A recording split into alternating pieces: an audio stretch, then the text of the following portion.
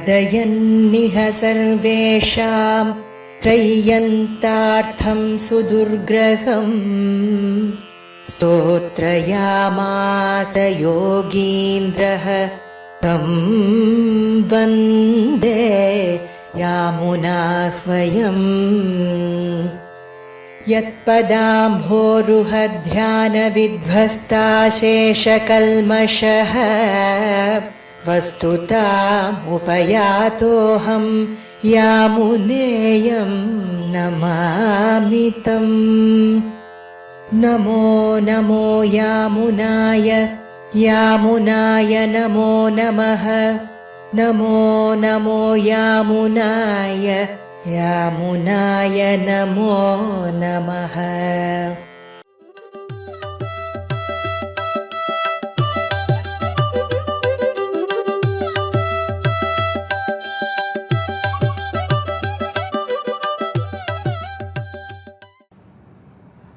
स्वादयन्निह सर्वेषां त्रय्यन्तार्थं सुदुर्ग्रहम् स्तोत्रयामास योगीन्द्रः तं वन्दे यामुनाह्वयम्। नमो नमो यामुनाय यामुनाय नमो नमः। नमो नमो यामुनाय यामुनाय नमो नमः। श्रीवत्सचिन्नमिश्रेभ्यो नमः भुक्तिमदीमहे। यदुक्तयस्त्रयी कण्ठे यान्ति मङ्गलसूत्रताम्।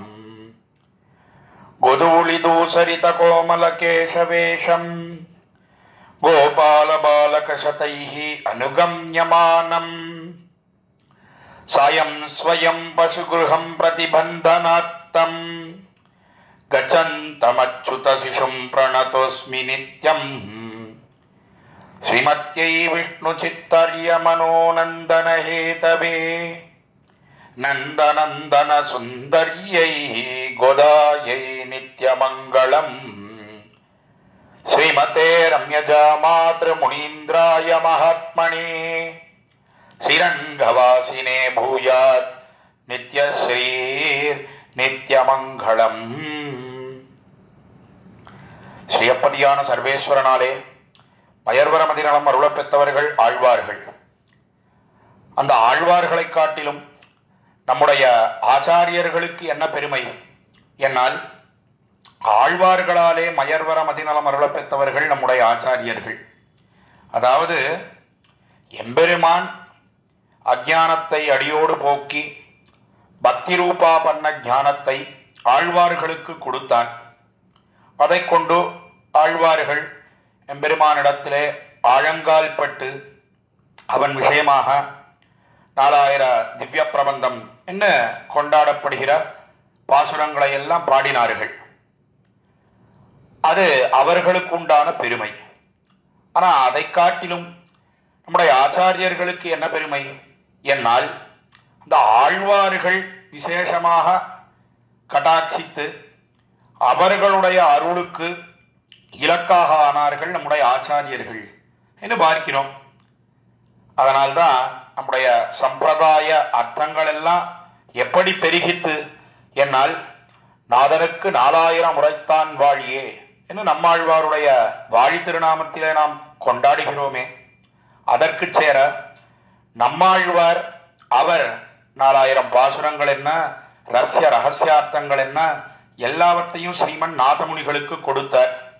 அதன் மூலமாக நம்முடைய இந்த ஆச்சாரிய பரம்பரையானது வழி வழியாக இந்த அர்த்தங்கள் எல்லாம் நமக்கு கிட்டி இருக்கிறது. அதுதான் ஆச்சாரியர்களுக்கு உண்டான தனிச்சிறப்பு. அந்த கிரமத்திலே ஆச்சாரியர்கள் அவர்கள் எத்தனையோ ஸ்தோத்திரங்களை அருளி செய்துள்ளார்கள்.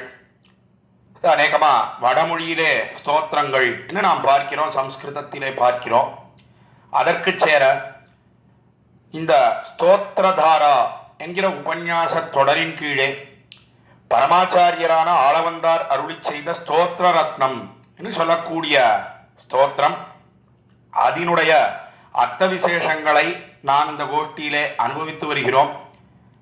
அதில் இன்றைய தினம் 46வது ஸ்லோகம் தொடங்கி 50வது ஸ்லோகம் ஈராக நாம் அனுபவிக்க வேணும். அதை அடியேன் தெரிவிக்கணும் என்ன நியமித்தார். ஸ்ரீமத் வேத மார்க்க பிரதிஷ்டாபனாச்சாரிய உபயவேதாந்த பிரவர்த்தகாச்சாரியராய் பரமஹம்ச பரிப்ராஜகாச்சாரியராய் எழுந்தருளியிருக்கும் யதுகிரி யதிராஜ நாராயண ராமானுஜ ஜீயர் சுவாமி அவருடைய நியமனத்தை சிரசாவகித்து கொண்டு அவருடைய திருவடித்தாமரைகளிலே முதற்கண் அடியேனுடைய பிரணாமங்களை சென்னி சேர்த்து கரம் குவித்து தெரிவித்து கொண்டு மேலே இந்த 5 ஸ்லோகங்களுக்கு உண்டான விசேஷார்த்தம் என்ன என்பதனை நாம் இப்பொழுது இந்த கோஷ்டியிலே அனுபவிக்க பெறலாம். ஸ்தோத்திரத்துக்கு அதாவது ஸ்தோத்திர ரத்னம் என்று கொண்டாடப்படக்கூடிய பரமாச்சாரியரான ஆளவந்தார் அவராலே அனுகிரகிக்கப்பெற்ற இந்த ஸ்தோத்திரத்துக்கு விசேஷமாக வியாக்கியான சக்கரவர்த்தி பெரியவாச்சான் பிள்ளை அவர் ஒரு வியாக்கியானம் அருளி செய்துள்ளார். அவர் ஒரு உரை சாதித்திருக்கார். அது ஆங்கிலத்தில் சொல்றதுன்னா கமெண்ட்ரின்னு சொல்றோமே, இந்த கமெண்ட்ரியை தெரிவித்திருக்கிறார். அதை முக்கியமாக கொண்டும் அதற்கு மேலே கீர்த்திமூர்த்தியாய் எழுந்தருளி இருக்கக்கூடிய மகாவித்வான் ஸ்ரீ காஞ்சிபுரம் பிரதிவாதி பயங்கரம் சுவாமி அவர் சங்கிரகமாக ஒரு வியாக்கியானம் சாதித்துள்ளார். இரண்டையும் துணை கொண்டு இப்பொழுது நாம் இந்த கோஷ்டியில இந்த 5 ஸ்லோகங்கள் அதாவது 46வது 46th ஸ்லோகம் தொடங்கி 50th ஸ்லோகம் ஈராக 50வது ஸ்லோகம் ஈராக கோஷ்டியில அர்த்தங்களை எல்லாம் அனுபவிக்க இழியலாம். முதல்ல 46வது ஸ்லோகத்தை நாம் அனுசந்தானம் பண்ணுவோம். பவந்தமேவானுச்சரன் நிரந்தரம் பிரசாந்த நிசேஷ மனோரத அந்தரஹ கதாஹமைகாந்திக நித்ய கிங்கரஹ பிரஹர்ஷயிஷ்யாமி சநாத ஜீவிதஹ என்பது 46வது ஸ்லோகம். இந்த ஸ்தோத்திர ரத்னத்திலே இந்த ஸ்லோகத்தில் என்ன தெரிவிக்கிறார்? பரமாச்சாரியரான ஆளவந்தார் யமுனை துறைவர் இன்னும் கொண்டாடப்படக்கூடிய ஆளவந்தார் என்ன சொல்றாருன்னா, பவந்தமேவ அனுச்சரன் நிரந்தரம் பிரசாந்த நிசேஷ மனோரதாந்தரஹா. எம்பெருமானே, என்னுடைய மனசு தேவரீரையே எப்பொழுதும் நினைக்கும்படியாக ஏற்பட வேணும், பின்தொடரும்படியாக ஏற்பட வேணும். இதர விஷயங்கள்ல கொஞ்சம் கூட ஆசையே இருக்கக்கூடாது. கதாகம் ஐகாந்திக நித்திய கிங்கரஹா, தேவரீருக்கே அனவரதமும் பரிச்சரியை பண்ணும்படியாக கைங்கரியம் பண்ணும்படியாக தொண்டு புரியும்படியாக ஏற்பட வேணும். கைங்கரியம் பண்ணி அதனாலே ஏற்படக்கூடிய ஆனந்தம் யாருக்கு என்னால் அது எம்பெருமானுக்கு தான் ஆனந்தம். இதைத்தான் பிரஹர்ஷயிஷ்யாமி சநாத ஜீவிதா என்ன, என்றைய தினம் நான் உனக்கு கைங்கரியம் பண்ணி சந்தோஷம் அடையும்படியாக செய்ய போகிறேன் என்ன கேட்கிறார். இந்த 46வது ஸ்லோகத்திலே சுவாமி ஆளவந்தார். இதுதான் 46வது ஸ்லோகத்துக்கு உண்டான சுருக்கமான அர்த்தம். மேலே பதங்களுக்கு உண்டான அர்த்தத்தை அனுபவித்து விசேஷார்த்தத்தை நாம் அனுபவிக்க பெறலாம். பவந்தமேவ அனுச்சரன் நிரந்தரம். பவந்தம் சொன்னால் எம்பெருமான காட்டும். எம்பெருமானே, தேவரீருக்கே ஏவ உனக்கே அனுச்சரன் நிரந்தரம். அனுச்சரன் என்று சொன்னால் பின்தொடர்வது, நிழலைப் போலே பின்தொடர்ந்து நிரந்தரமாக இடைவிடாமல் கதாகம் ஐகாந்திக நித்திய கிங்கரஹ அனுச்சரன் நிரந்தரம் பிரசாந்த நிசேஷ மனோரதாந்தரஹ. அதற்கு மேலே எப்படி இருக்கணும் அது என்னால் மற்ற விஷயங்கள், அதாவது எம்பெருமானை தவிர இருக்கக்கூடிய லௌகிக விஷயங்கள் எத்தனையோ இருக்கோ இல்லையோ, நாம் எல்லாம் அனவரத்தமும் அதையத்தானே அனுபவித்துக் கொண்டே இருக்கும்.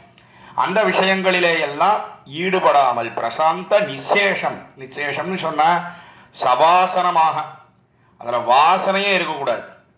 இந்த வாசனையே இருக்கக்கூடாதுன்னு சொன்னால் அடியனுடைய திருப்பாட்டனார் தாத்தா அவர் அடிக்கடி ஒரு திருஷ்டாந்தம் தெரிவிப்பார்.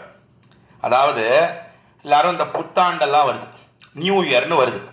நியூ இயர்லாம் வந்ததுன்னா நியூ இயர் ரெசல்யூஷன், அதாவது இந்த புத்தாண்டுலேருந்து இதெல்லாம் விட்டுடுறேன் அப்படின்னு சிலதெல்லாம் சொல்லுவாள்.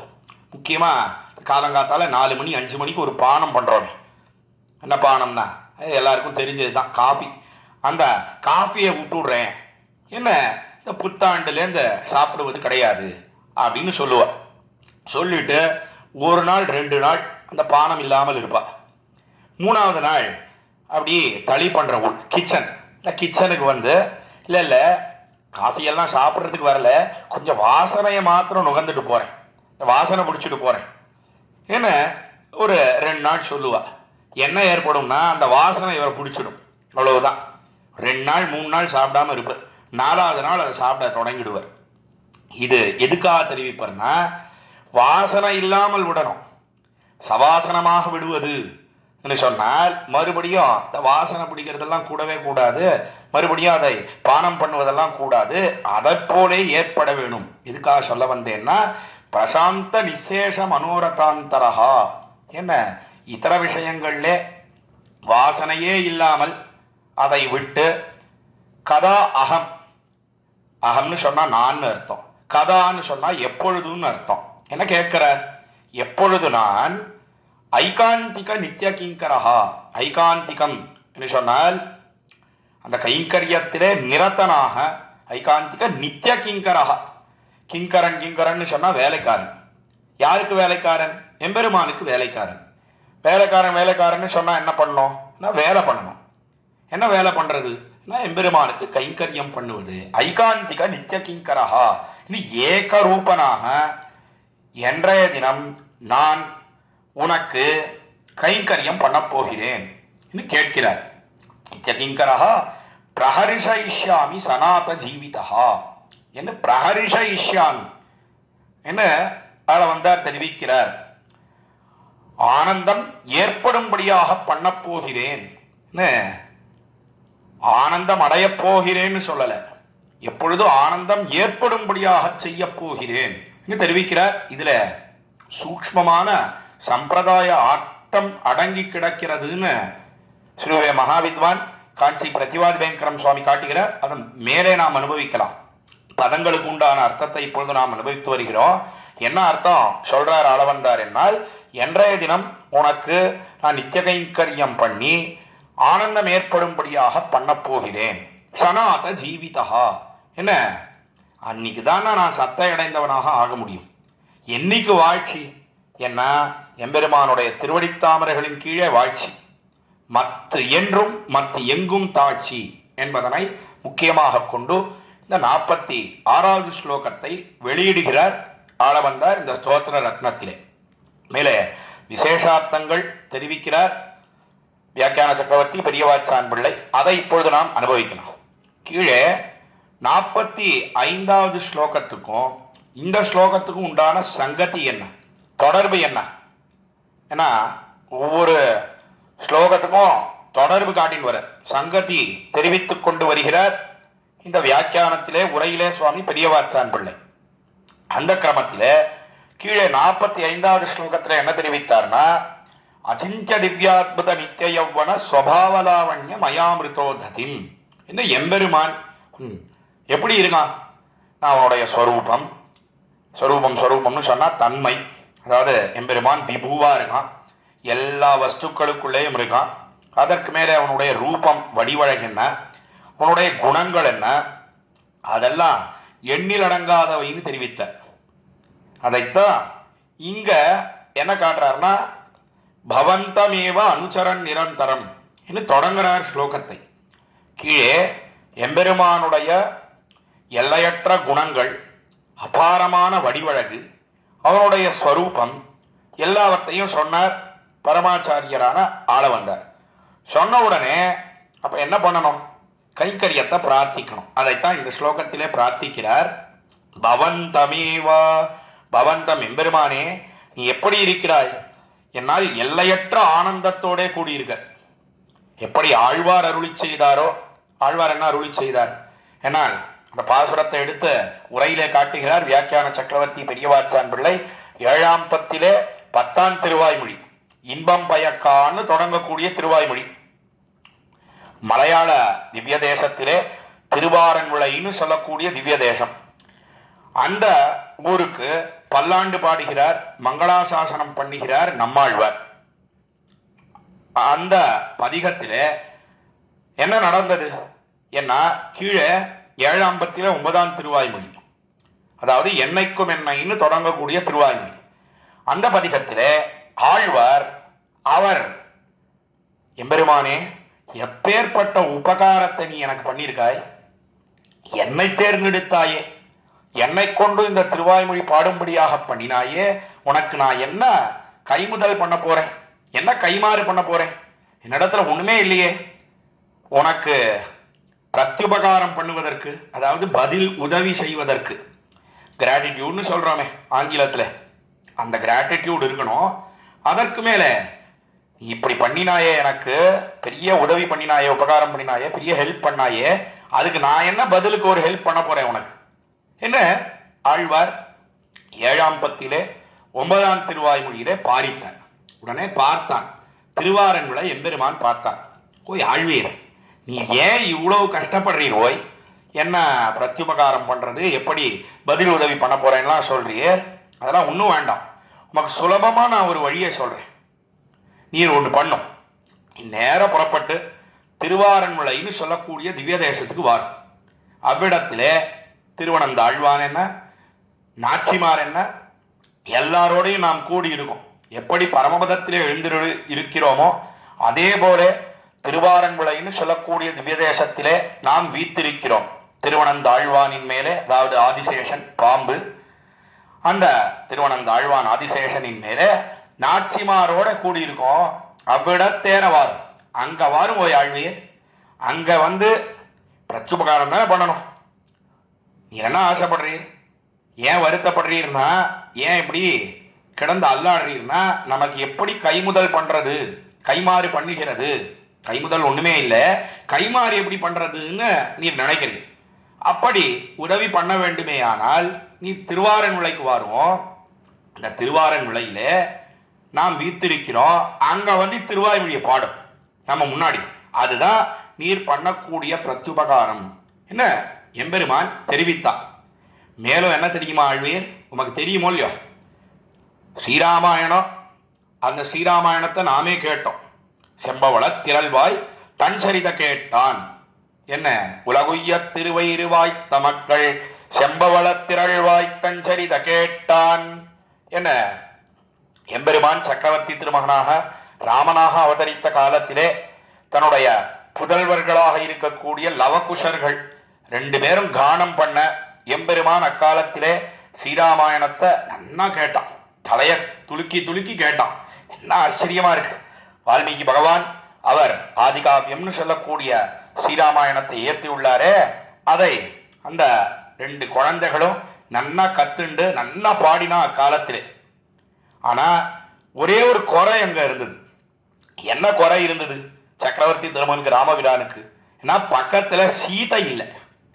எதா இருந்தாலும் அது ஸ்ரீராமாயணம், ஸ்ரீராமாயணம்னா அது யாருடைய பெருமை அதிலே தெரிவிக்கப்பட்டிருக்கிறது என்னால், காவியம் ராமாயணம் கிருஷ்ணம் சீதாயாச்சரிதம் மகத்து என்ன, சீதையனுடைய பெருமை தான். சீதையனுடைய பெருமையை எங்கேயாவது தனியா கேட்கலாமோ? தனி கேள்வி ஒரு நாளும் கூடவே கூடாது. பிராட்டி பக்கத்துல இருந்து கேட்டு இருக்கணும், ஆனா பக்கத்துல பிராட்டி இல்லை. அதனால சக்கரவர்த்தி திருமகன் ராமபிரானே என்ன பண்ணினான் என்னால், இதுவும் அந்த கானம் எவ்வளோ அழகா பாடுறா 2 புதல்வர்களும் புத்திர ரத்னங்களாக இருக்கக்கூடிய லவகுஷர்கள். அதை கேட்கறதுன்னா பக்கத்துல இருக்கக்கூடிய அவன் தொடையெல்லாம் தட்டி தட்டி கேட்க வேணாமோ, தலையை அசைச்சு அசைச்சு கேட்க வேணாமோ. அதுக்காக என்ன பண்ணான்னா சக்கரவர்த்தி திருமகன் ராமபிரான் அவன் மேடையிலே எழுந்தருளி இருந்தான். யாருக்கும் தெரியாமல் எழுந்திருந்து கீழே அத்தனை பேரும் உட்கார்ந்து கேட்டு இருக்காளே, அவர்கள் மத்தியத்திலே வந்து எம்பெருமான் கேட்டான் என்னெல்லாம் நம்முடைய பூர்வர்கள் தெரிவிக்கிறார்கள். இது தெரியுமோ ஆழ்வீர் உமக்கு என்ன, எம்பெருமான் திருவாரன்விளை எம்பெருமான் கேட்டான். ஆஹா நன்னா தெரியும், அதுக்கு என்ன, அதுதான் எல்லாத்தையும் எனக்கு காட்டியிருக்காயே எம்பெருமானே, நன்னா தெரியும் என்ன ஆழ்வார் தெரிவிக்க. அதே போல இப்ப நீ திருவாய்மொழி பாடணும், நாம கேட்கணும்னு ஆசைப்படுறோம். அங்க சீதை இல்லை, ஆனா அந்த குறையும் இங்க கிடையாது. பக்கத்திலே நாச்சிமார் எழுந்தருளி இருக்கிறாள். இன்பம் பயக்க எழில் மலர் மாதரும் தானும் இவ்வேழுலக இன்பம் பயக்க இனிதுடன் வீத்திருந்து ஆழ்கின்ற எங்கள் பிரான் என்ன. 7ஆம் பத்திலே 10ஆம் திருவாய்மொழியிலே முதல் பாசுரத்திலே சுவாமி நம்மாழ்வார் சோதிவாய் மலர்ந்தருளுகிறார் என்று பார்க்கிறோம். இன்பம் பயக்கா மிகவும் ஆனந்தத்தோடு எழுந்தருளி இருக்கான். எப்படி சீதையோட அனுபவம் எல்லாம் பண்ணினானே எம்பெருமான், அனுபவம் பண்ணின காலத்தில ராமஸ்து சீதையா சார்த்தம் விஜஹார பகூன்று தூண் என்று வால்மீகி பகவான் தெரிவிக்கிறாளே, அந்த கிரமத்தில நன்றாக அனுபவத்தை எல்லாம் பண்ணினா சீதா பிராட்டியோட கூடி சக்கரவர்த்தி திருமகன் ராமபிரான். அதே போல இப்பொழுதோ திருவாரங்குளைன்னு சொல்லக்கூடிய திவ்ய தேசத்திலே மிகவும் ஆனந்தத்தோடு எழுந்தருளி இருக்கிறான். இன்பம் பயக்க எழில் மலர் மாதரும் தானும். பக்கத்துல தாமரை பூவிலே அவதரித்த பிராட்டியும் எழுந்தருளி இருக்கிறாள். அவளோட ஆனந்தமாக அனுபவம். அதற்கு மேலே பிரஜைகள் எல்லாம் கூடியிருக்கிறார்கள், அவர்களுக்கும் ஆனந்தம். தாயார் தகப்பனா 2 பேரும் சந்தோஷமா இருக்கான்னு சொன்னா குழந்தைக்கு எவ்வளோ ஆனந்தம், எவ்வளோ ஆனந்தமா இந்த சின்ன குழந்தையானது பிரஜையானது பால் குடிக்கும். அதே போல எம்பெருமான் திருவாரங்குளையிலே எழுந்தருளி இருக்கிறான். இவ்வேழுலகை இன்பம் பயக்க இனிதுடன் வீத்திருந்து.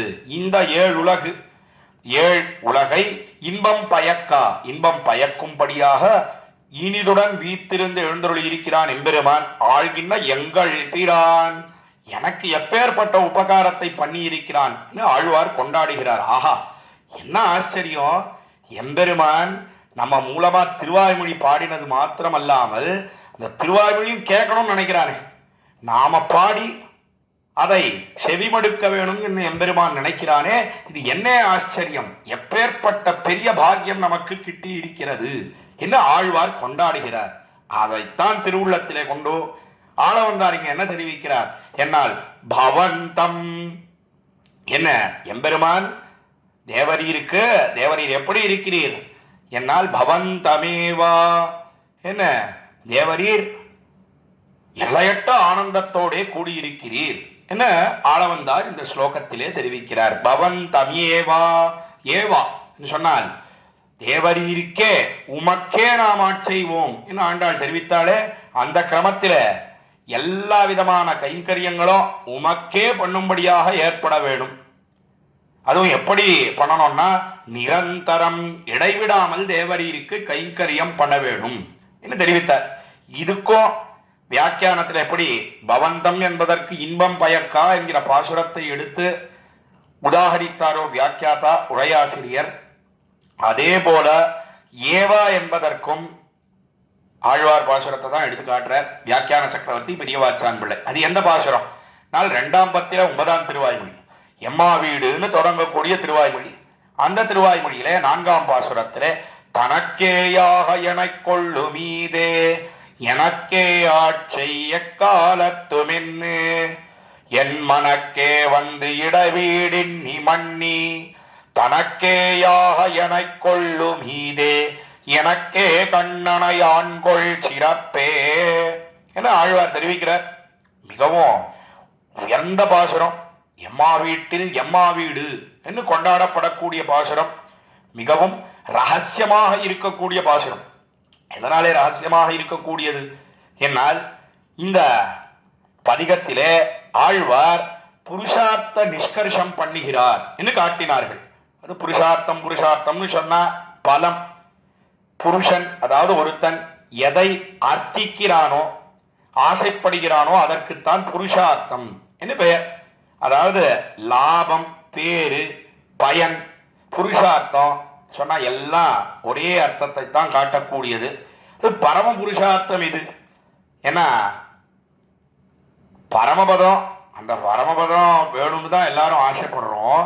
ஆனா ஆழ்வார் என்ன சொல்றார் என்னால் எம்பெருமானே எது கொடுத்தாலும் உன்னுடைய ஆனந்தத்துக்காக இருக்க வேண்டும்.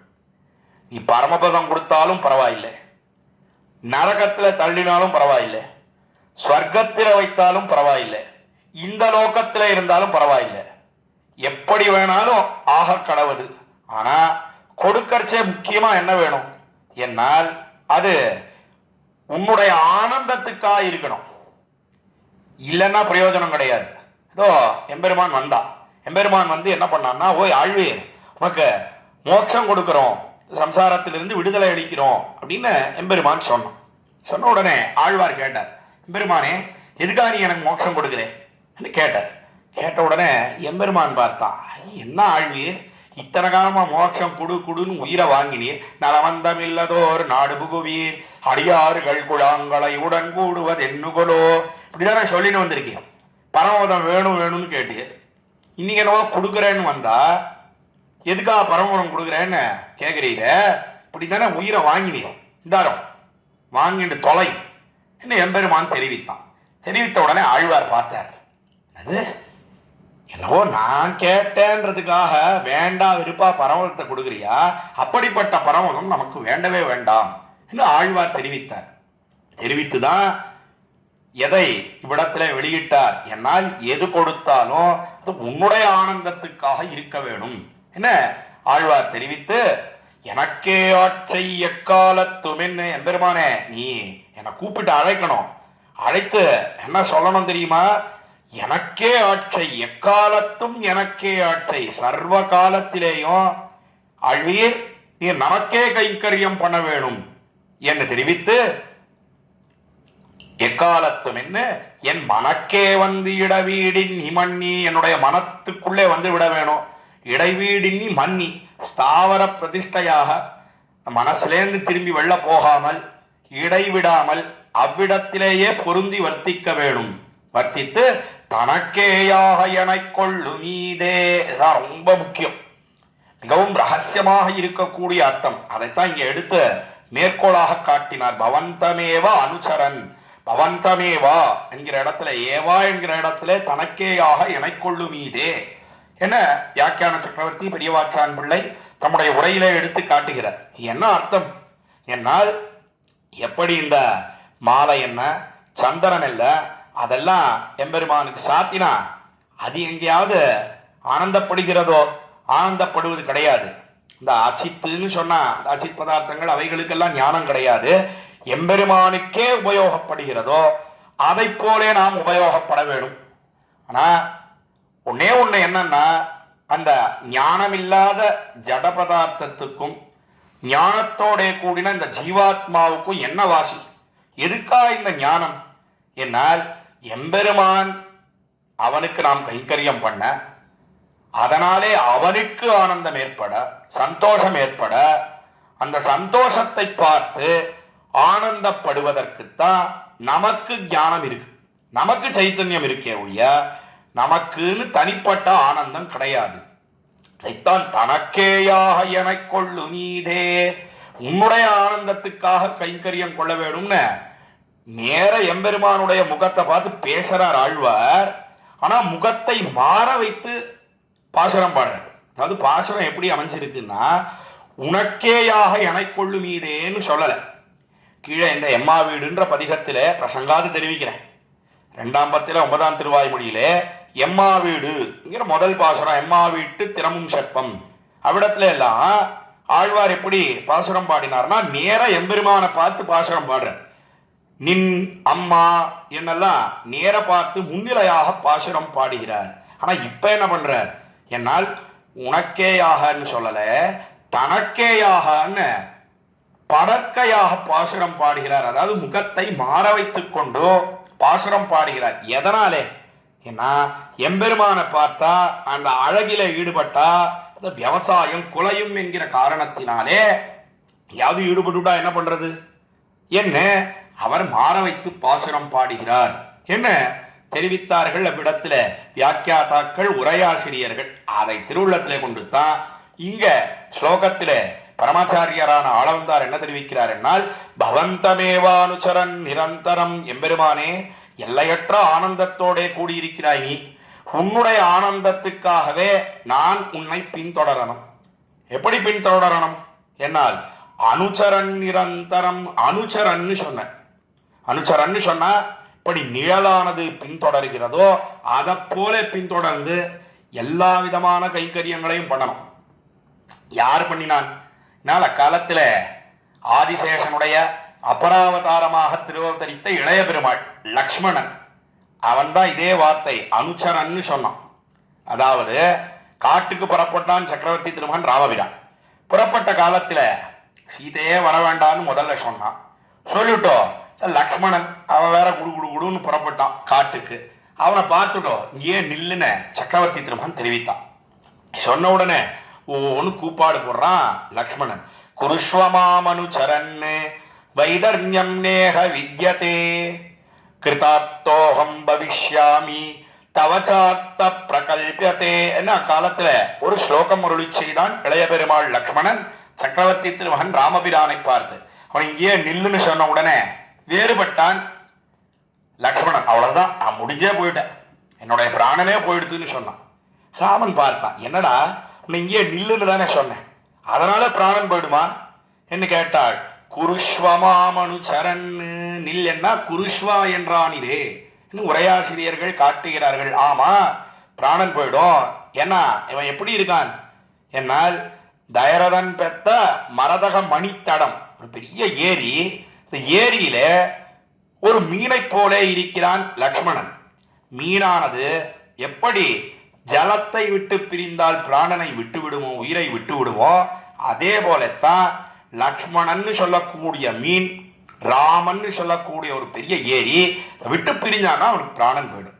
அதைத்தான் என்ன தெரிவித்தான்னா குருஷ்வமாம் அனுச்சரன்னு.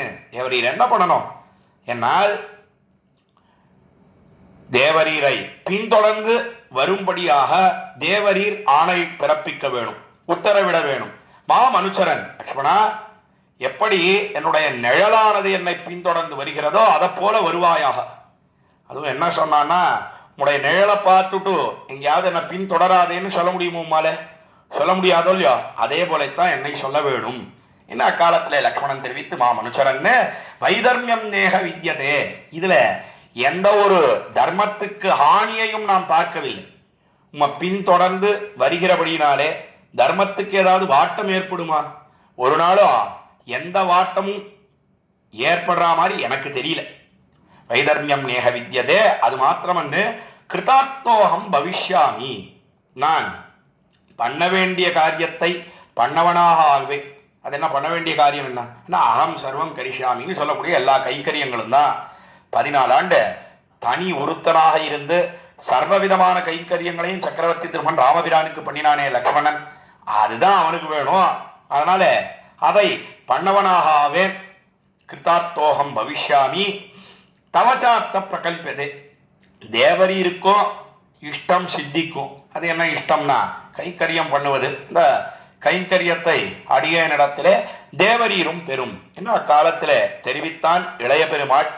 அதைத்தான் இங்க ஆளவந்தார் என்ன காட்டுறாருன்னா பவந்தமேவா அனுச்சரன் நிரந்தரம். எப்படி லக்ஷ்மணன் ராமபிரானிடத்திலே பிரார்த்தித்தானோ, பிரார்த்தித்து அடிமையை பெற்றானோ, சென்னால் குடையாம் இருந்தால் சிங்காசனமாம் நின்னால் மரவடியாம். என்ன எம்பெருமானுக்கு புறப்பாடுன்னு சொன்னா முதல்ல வந்து நிற்கிறார் திருவனந்தாழ்வான். இன்னைக்கும் திருவரங்கம் பெரிய கோயிலில் சேவிச்சோன்னா விசேஷமா கொடை, அந்த கொடை தான் முதல்ல வரணும். நம்பெருமானுடைய புறப்பாடுன்னு சொன்னா கொடைய அந்த சுவாமிகள், அதாவது கைங்கரியம் பண்ணக்கூடிய சுவாமிகள் கொண்டு வந்து நிற்கணும். அந்த கொடைக்குள்ளேயே ஒரு ஆதிசேஷன் இருக்கு. சென்னால் குடையாம் எம்பெருமான் புறப்பாடு கண்டருடுறான்னா சென்னால் குடையாக இருந்து ஆதிசேஷன் கைங்கரியம் பண்ணுகிறான். இருந்தால் சிங்காசனமாம், வீத்திருக்கும் காலத்திலே சிம்மாசனமாக இருந்து கைங்கரியம் பண்ணுகிறான். நின்னால் மரவடியாம், நின்றுருக்கான்னா பாதுகையா இருக்கான், மரவடியாக இருக்கிறான் அந்த ஆதிசேஷன். இப்படி சகல விதமான கைங்கரியங்களையும் அடிமைகளையும் எம்பெருமானுக்கு பண்ணுகிறான் ஆதிசேஷன். அந்த ஆதிசேஷன் தான் லக்ஷ்மணனாக ராமன் அவதரித்த காலத்திலே பிறந்த எல்லா கைங்கரியங்களையும் பண்ணினானே. எப்படி பிரார்த்தித்து பெற்றானோ அதே போல பால வந்தார் என்ன சொல்றார். இதுக்கா ஸ்ரீராமாயணத்தையும் அதே போல திருவாய்மொழியை எடுத்த உரையாசிரியர் காட்டுகிறார்னா அதுதான் 2 கண்களை போல நமக்கு இருக்கு. நம்முடைய சம்பிரதாயத்தில் 2 மதில்களை போல இருக்கக்கூடியது ஸ்ரீராமாயணமும் திருவாய்மொழியும். அது இல்லாமல் எந்த வியாக்கியானமும் கிடையாது. எந்த அர்த்தங்களையும் நம்முடைய பூர்வாச்சாரியர்கள் தெரிவிப்பதே கிடையாது. பிரசங்காத்து தெரிவித்தேன். அதற்கு சேர இங்க என்ன பண்றாருன்னா இந்த ஆளவந்தாருடைய ஸ்தோத்திர ரத்னத்துக்கு வியாக்கியானம் பண்ணும் காலத்திலே வியாக்கியான சக்கரவர்த்தி பெரியவாச்சான் பிள்ளை ஸ்லோகத்தை எடுத்து காட்டுறார். பவந்தமேவா அனுச்சரன் நிரந்தரம். என்ன இப்படி நிரந்தரமாக கைங்கரியம் பண்ண வேணும் என்று தெரிவித்து அதற்கு மேலே பிரசாந்த நிசேஷ மனோரதந்தரஹா. என்ன இதர விஷய ஆசை அது அடியோட கூடவே கூடாது. இப்படி ஆண்டாள் தெரிவித்தாளோ மத்தனங் காமங்கள் மாத்து திருப்பாவையில சொன்னாலோ 29ஆம் பாசுரம் சித்தஞ்சிறுகாலே என்ன தொடங்கக்கூடிய பாசுரத்திலே இத்தைக்கும் ஏழேழ் பிறவிக்கும் ஒன்றன்னோடுத்தோமே யாவோம் உனக்கே நாம் ஆட்செய்வோம் மத்தனங்காமங்கள் மாத்து என்று ஆண்டாள் சொன்னாலோ இல்லையோ அது அப்படியே அநேகமாக மொழிபெயர்த்து இவ்விடத்திலே அருளி செய்கிறார் ஆளவந்தார் பவந்தமேவ அனுச்சரன் நிரந்தரம். அதைத்தான் ஆண்டாள் என்ன சொன்னான்னா ஏழேழு பிறவிக்கும் ஒன்றன்னோடு தோமையாகும். எத்தனை பிறவி பிறந்தாலும் பரவாயில்லை, ஆனா எப்படிப்பட்ட பிறவியா இருக்கணும்? நீ பிறக்கறச்சையெல்லாம் நாங்க பிறக்கணும், பிறந்து கைங்கரியம் பண்ண வேணும். நீ தேவனாக வடிவு கொண்டு பிறந்தாயே ஆனால் நாங்களும் தேவ வடிவு கொண்டு வந்து பிறக்கணும். மனுஷ வடிவு கொண்டு வந்து பிறந்தாயே ஆனால் மனுஷ வடிவு கொண்டு வந்து பிறக்கணும். இப்படி பிறந்து பண்ண வேண்டியது என்னன்னா எங்கேயோ இருக்கக்கூடாது. நெடுங்கை நீட்டாக ஒண்ணாது கொத்தேவல் செய்ய வேணும். அதைத்தான் ஆண்டாள் சித்தஞ்சிறுகாலே வந்துன்னை சேவித்து உன் பொத்தாமரையடியே போத்தும் பொருள்கேளாய் பெத்தம்மே துண்ணும் குளத்தில் பிறந்து நீ குத்தேவலங்களை கொள்ளாமல் போகாது. அதுவும் திருவாயர்பாடியிலே இடைக்குளத்திலே பிறந்துட்டோ எங்களிடத்திலே குத்தேவல் கொள்ளாமல் போகலாமா? நீட்டேவல்னு சொன்னா தூரத்துல இருந்து பண்ணுவது, குத்தேவல்னு சொன்னா அந்தரங்கமாக இருந்து கைங்கரியம் பண்ணுவது. அப்படி அந்தரங்க கைங்கரியம் எனக்கு வேணும் என்று தெரிவித்து குத்தேவலங்களை கொள்ளாமல் போகாது ஏழேழு பிறவிக்கும் உந்தன்னோடு உத்தோமே யாவோம். உனக்கே அத்து தீர்ந்தவர்களாக நாங்கள் பிறக்க வேணும், உனக்கே எல்லா விதமான கைங்கரியங்களையும் நாங்கள் செய்ய வேணும். அதற்கு மேல மற்றனங்காமங்கள் மாத்து சொன்னாலும் ஆண்டாள். அதாவது இதர விஷயத்திலே உண்டான ஆசை அதை அடியோடு போக்கணும். அதைத்தான் ஆள வந்தார் என்ன தெரிவிக்கிறார் என்னால் பிரசாந்த நிசேஷ மனோரதந்தரஹா என தெரிவித்து இதர விஷய ஆசையை அடியோடே போக்கி கதா அகம் ஐகாந்திக நித்ய கிங்கரஹா கதா அகம் பெருமானே உன்னை நான் என்னைக்கு சேவிக்க போறேன்? அன்னு தேர் கடவிய பெருமான் கனகழல் காண்பது எண்ணுகொள் கண்களே என்ன ஆழ்வார் தெரிவித்தார். நம்ம ஆழ்வார் 3ஆம் பத்திலே 6ஆம் திருவாய்மொழி செய்யதாமரை கண்ணனாய்னு தொடங்கக்கூடிய திருவாய்மொழி. அந்த திருவாய்மொழியில எதை முக்கியமா காட்டுறார் ஆழ்வார் என்னால் எம்பெருமான் அவன் அர்ச்சாவதாரத்தில் எழுந்தருளி இருக்கிறானே, அதாவது அர்ச்சை வடிவில எழுந்தருளி இருக்கிறான், அர்ச்சாவதாரமாக எழுந்தருளி இருக்கிறான். அதாவது கோயில்களிலேயும் கிரகங்களிலேயும் மட்டங்களிலேயும் எழுந்தருளி இருக்கக்கூடிய நிலை, அதற்குத்தான் அர்ச்சாவதாரம் என்று பெயர். இந்த அர்ச்சாவதாரமாக இருக்கக்கூடிய எம்பெருமான் அர்ச்சையிலே அவனுடைய சௌலபியம், அதாவது நீர்மை குணம் எவ்வளவு சுலபனாக இன்னைக்கும் எல்லாரும் போய் சேவிக்கலாம் இல்லையோ. எத்தனையோ அவதாரங்கள்லாம் பண்ணினா எம்பெருமான், அந்த அவதாரங்கள் பண்ணின எம்பெருமானை இன்னைக்கு சேவிக்க முடியுமா? அதாவது ராமனாக பிறந்தானே, பிறந்த காலத்திலே நாம இல்லை, அதனால அதை சேவிக்க முடியாது. அதே போல கண்ணனாக பிறந்தானே, அதையும் நாம் சேவிக்க முடியாது. அந்த குறையெல்லாம் தீரும்படியாக எம்பெருமான் கோயில்களில் எழுந்தருளி இருக்கிறானே, அதை போய் சேவிக்கலாம் இல்லையோ.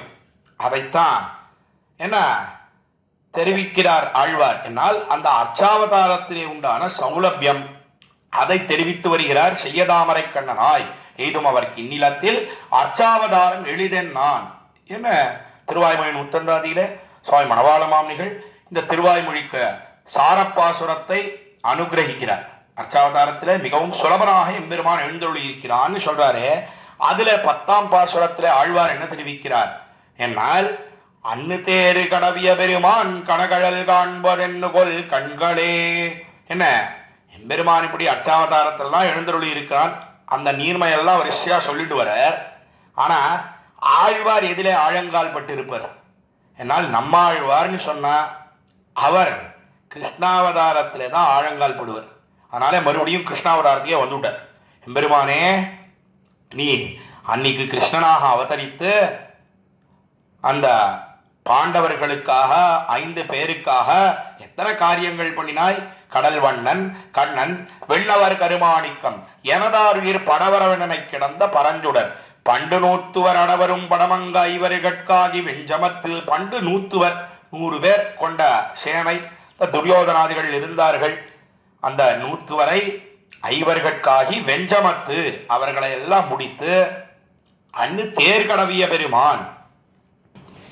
என்ன தர்மக்ஷேத்திரமான குருக்ஷேத்திரத்திலே திருத்தேரை ஓட்டினாயே, நடாத்தினாயே, பார்த்த சாரதியாக கையும் உழவுகோலும் பிடித்த சில்வாய்க்கயிறும் சேனாடி தூசரித்தமான திருக்குழலும் தேருக்கு கீழே நாத்தின திருவடிகளுமாய் நிற்கிற சாரத்திய வேஷம், அதை என்னைக்கு சேவிக்க போகிறேன் எம்பெருமானே. என்ன கையில ஒரு உழவு கோலை பிடிச்சுட்டு இருக்கான், அதற்கு மேல சின்ன கயறு, இந்த கயத்தை பிடித்து கொண்டிருக்கிறான். அதற்கு மேல சேனாதுகுலி தூசரித்தமான திருக்குழலும். பெரிய இந்த யுத்தத்துல எல்லா புழுதியும் அவனுடைய திருமுடியில தான் நான் வந்து படிஞ்சிருக்கு. எத்தனையோ பேர் அங்க யுத்தம் பண்றா ராஜாக்கள் எல்லாம், அவள்லாம் கிரீட்டம் அணிஞ்சுட்டு இருக்கா, தலைக்கு ப்ரொடெக்ஷன் இருக்கு அவளுக்கு எல்லாம். ஆனா முடிதரிக்க யோக்கியத்தை உடைய ஒரே ஒருத்தன்னு சொன்னா அது பார்த்தசாரதி எம்பெருமான் தான். அவனுக்கு பாவம் ஒண்ணுமே கிடையாது. எல்லா தூசியும் எல்லா புழுதியும் சேனா தூளி தூசரித்தமான திருக்குழல், அந்த திருக்குழல் கத்தையில வந்து படிந்திருக்கிறது. தேருக்கு கீழே நாத்தின திருவடிகள், அந்த தேருக்கு கீழே இப்படி திருவடித்தாமர்கள் இரண்டையும் தொங்க விட்டு கொண்டு அதுல அழகான சதங்கங்கள் அதையெல்லாம் அணிந்து கொண்டிருக்கிறான். இந்த பாத குலிசெல்லாம் அணிஞ்சுட்டு இருக்கானே, அதுல இருந்து வரக்கூடிய சப்தம் என்ன, அதற்கு மேலே அந்த பாத கிங்கிணிகள் என்ன, இதையெல்லாம் என்னைக்கு நான் சேவிக்க போகிறேன் எம்பெருமானே. கனகளில் காண்பது எண்ணுகொள் கண்களே, என்னுடைய கண்களுக்கு எப்பொழுது இலக்காக ஆகப் போகிறது என்று ஆழ்வார் அங்க தெரிவிக்கிறார். அதைத்தான் திருவுள்ளத்திலே கொண்டு பரமாச்சாரியரான ஆள வந்தார். இங்க என்ன தெரிவித்தார்னா, கதாஹமைகாந்திக நித்ய கிங்கரஹா கதா அகம். என்ன எம்பெருமானே, எப்படி ஆழ்வார் கனகளில் காண்பது எண்ணுகொள் கண்களே ஒரு பாசுரத்திலே சொன்னார். அதே போல என்னாள் யான் உன்னை இனி வந்து கூடுவனே முன்னீர் ஞானம் படைத்தான் 3ஆம் பத்திலே 2ஆம் திருவாய்மொழி. அந்த திருவாய்மொழியில எம்பெருமானே, நீ எனக்கு நாளை சொல்லுப்பா, என்னைக்கு நான் உன்னை வந்து பார்க்க போறேன், உன்னை வந்து கூட போறேன், அந்த நாளை எனக்கு சொல்லு என்ன கேட்கிறார் ஆழ்வார் எம்பெருமானிடத்திலே. அதே போலத்தான் பரமாச்சாரியரான ஆள வந்தாரோ ஸ்தோத்திராத்மத்திலே 46வது ஸ்லோகத்தில் என்ன தெரிவிக்கிறார்னா, கதாகம் ஐகாந்திக நித்திய கிங்கரஹா, என்றைய தினம் எம்பெருமானே நான் இடைவிடாமல் கைங்கரியம் பண்ண போகிறேன். நித்திய கிங்கரஹா ஐகாந்திக நித்திய கிங்கரஹா, என்ன இடைவிடாமல் உனக்கு ஏகரூபமாக இருந்து நித்திய கைங்கரியம் பண்ண போகிறேன் என்று தெரிவித்து, சனாத ஜீவிதா பிரஹர்ஷயிஷ்யாமி, என்னைக்கு பண்றேனோ அன்னைக்குத்தான் நான் இருந்தவனாக ஆவேன், சத்தை உடையவனாக ஆவேன். என்ன சனாத ஜீவிதா பிரஹர்ஷயிஷ்யாமி என்று தெரிவித்த. பிரஹர்ஷாமின்னு சொல்லல, பிரஹர்ஷயிஷ்யாமின்னு தெரிவிக்கிறார். அதான் கீழே சொன்னேன், நம்முடைய சம்பிரதாய சாரார்த்தமானது இவ்விடத்திலே அடங்கி கிடக்கிறது. என்ன காட்டினார் ஸ்ரீ மகாவித்வான் காஞ்சி பிரதிவாதி பயங்கர சுவாமி. என்ன அர்த்தம் தெரிவிக்கிறார்? முக்கியமா இங்க ஒரு விசாரம், எம்பெருமானுக்கு கைங்கரியம் பண்றோமே, அவனுக்கு எத்தனையோ திருவாலவட்ட கைங்கரியம் என்ன, அதே போல கோலமிடுவது மெழுகுவது, இந்த கைங்கரியங்கள்லாம் பண்றோம். இதனாலே ஏற்படக்கூடிய லாபம் எம்பெருமானுக்கா அல்லது நமக்கு லாபமா? அதாவது ஈஸ்வர லாபம் சேத்தனனுக்கா, சேத்தன லாபம் ஈஸ்வரனுக்கா என்ன ஒரு விசாரம். ஈஸ்வரன் சொன்னா யாரையோ நினைச்சுக்க வேண்டாம், எம்பெருமான் தான் ஈஸ்வரன். அதாவது எல்லாரையும் நியமிக்க கூடியவன், எல்லாரையும் அவனுடைய ஆட்சி செலுத்தும்படியாக பண்ணக்கூடியவன் எம்பெருமான். ஈசனசீலனாக இருக்கிறான்.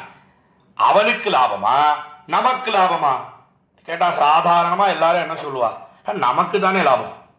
எம்பெருமான் அவனுக்கு ஏதாவது அடையணுமா? அவன் அவாப்த சமஸ்த காமனாக இருக்கிறான். அவனால அடையப்படாதது என்பது ஏதாவது உண்டோ? ஒன்றும் கிடையவே கிடையாது. அப்படி இருக்கிறச்சே நமக்குத்தானே லாபம் சாதாரணமாக எல்லாரும் தெரிவிப்பார்கள். ஆனா உண்மையிலேயே அது அன்னு.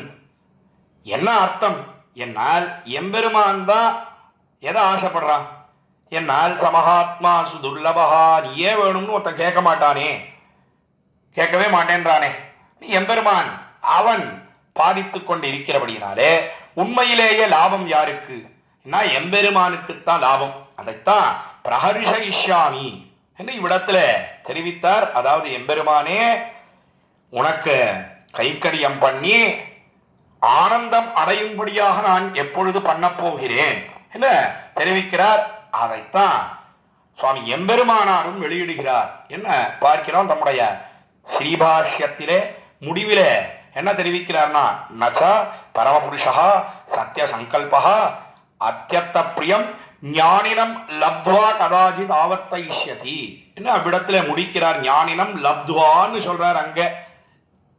அதாவது ஞானினம் லப்துவான்னு சொன்னா என்ன அர்த்தம்னா, இங்க பரமாச்சாரியரான ஆளவந்தார் தெரிவிக்கிறாரே, பிரஹரிஷயிஷ்யாமி என்ன, உனக்கு சந்தோஷம் அடையும்படியாக நான் எப்பொழுது பண்ண போகிறேன் என்று பிரார்த்தித்து இந்த 46வது ஸ்லோகத்தை தலை கட்டுகிறார் சுவாமி ஆளவந்தார். ஆக இந்த 46வது ஸ்லோகத்திலே பவந்தமேவ அனுச்சரன் நிரந்தரம்னு தொடங்கக்கூடிய ஸ்லோகத்திலே, எம்பெருமானே என்றைய தினம் இதர விஷயங்கள்லாம் ஈடுபடாமல் உனக்கே கைங்கரியம் பண்ணும்படியாக, உனக்கு ஆனந்தி ஏற்படும்படியாக எப்பொழுது நான் பண்ணப்போகிறேன் அதை நீ தெரிவிக்க வேணும் என்று பிரார்த்தித்து 46வது ஸ்லோகத்தை தலை கட்டுகிறார். தொடர்ந்து இப்பொழுது 47வது ஸ்லோகத்தை நாம் அனுபவிக்க இழியலாம். திகசுச்சிம் அவிநீதம் நிர்தயம் மாமலஜ்ஜம் பரமபுருஷயோகம் யோகி வர்யாக்ர கண்யைஹி விதி சிவசனகாத்யைத்யாதுமத்யந்த தூரம் தவ பரிஜனபாவம் காமயே காமவிருத்தஹ என்பது 47வது ஸ்லோகம் இந்த ஸ்தோத்திர ரத்னத்திலே. இந்த ஸ்லோகத்திலே தம்முடைய நைச்சியத்தை எல்லாம் அனுசந்தானம் பண்ணுகிறார் சுவாமி ஆளவந்தார்.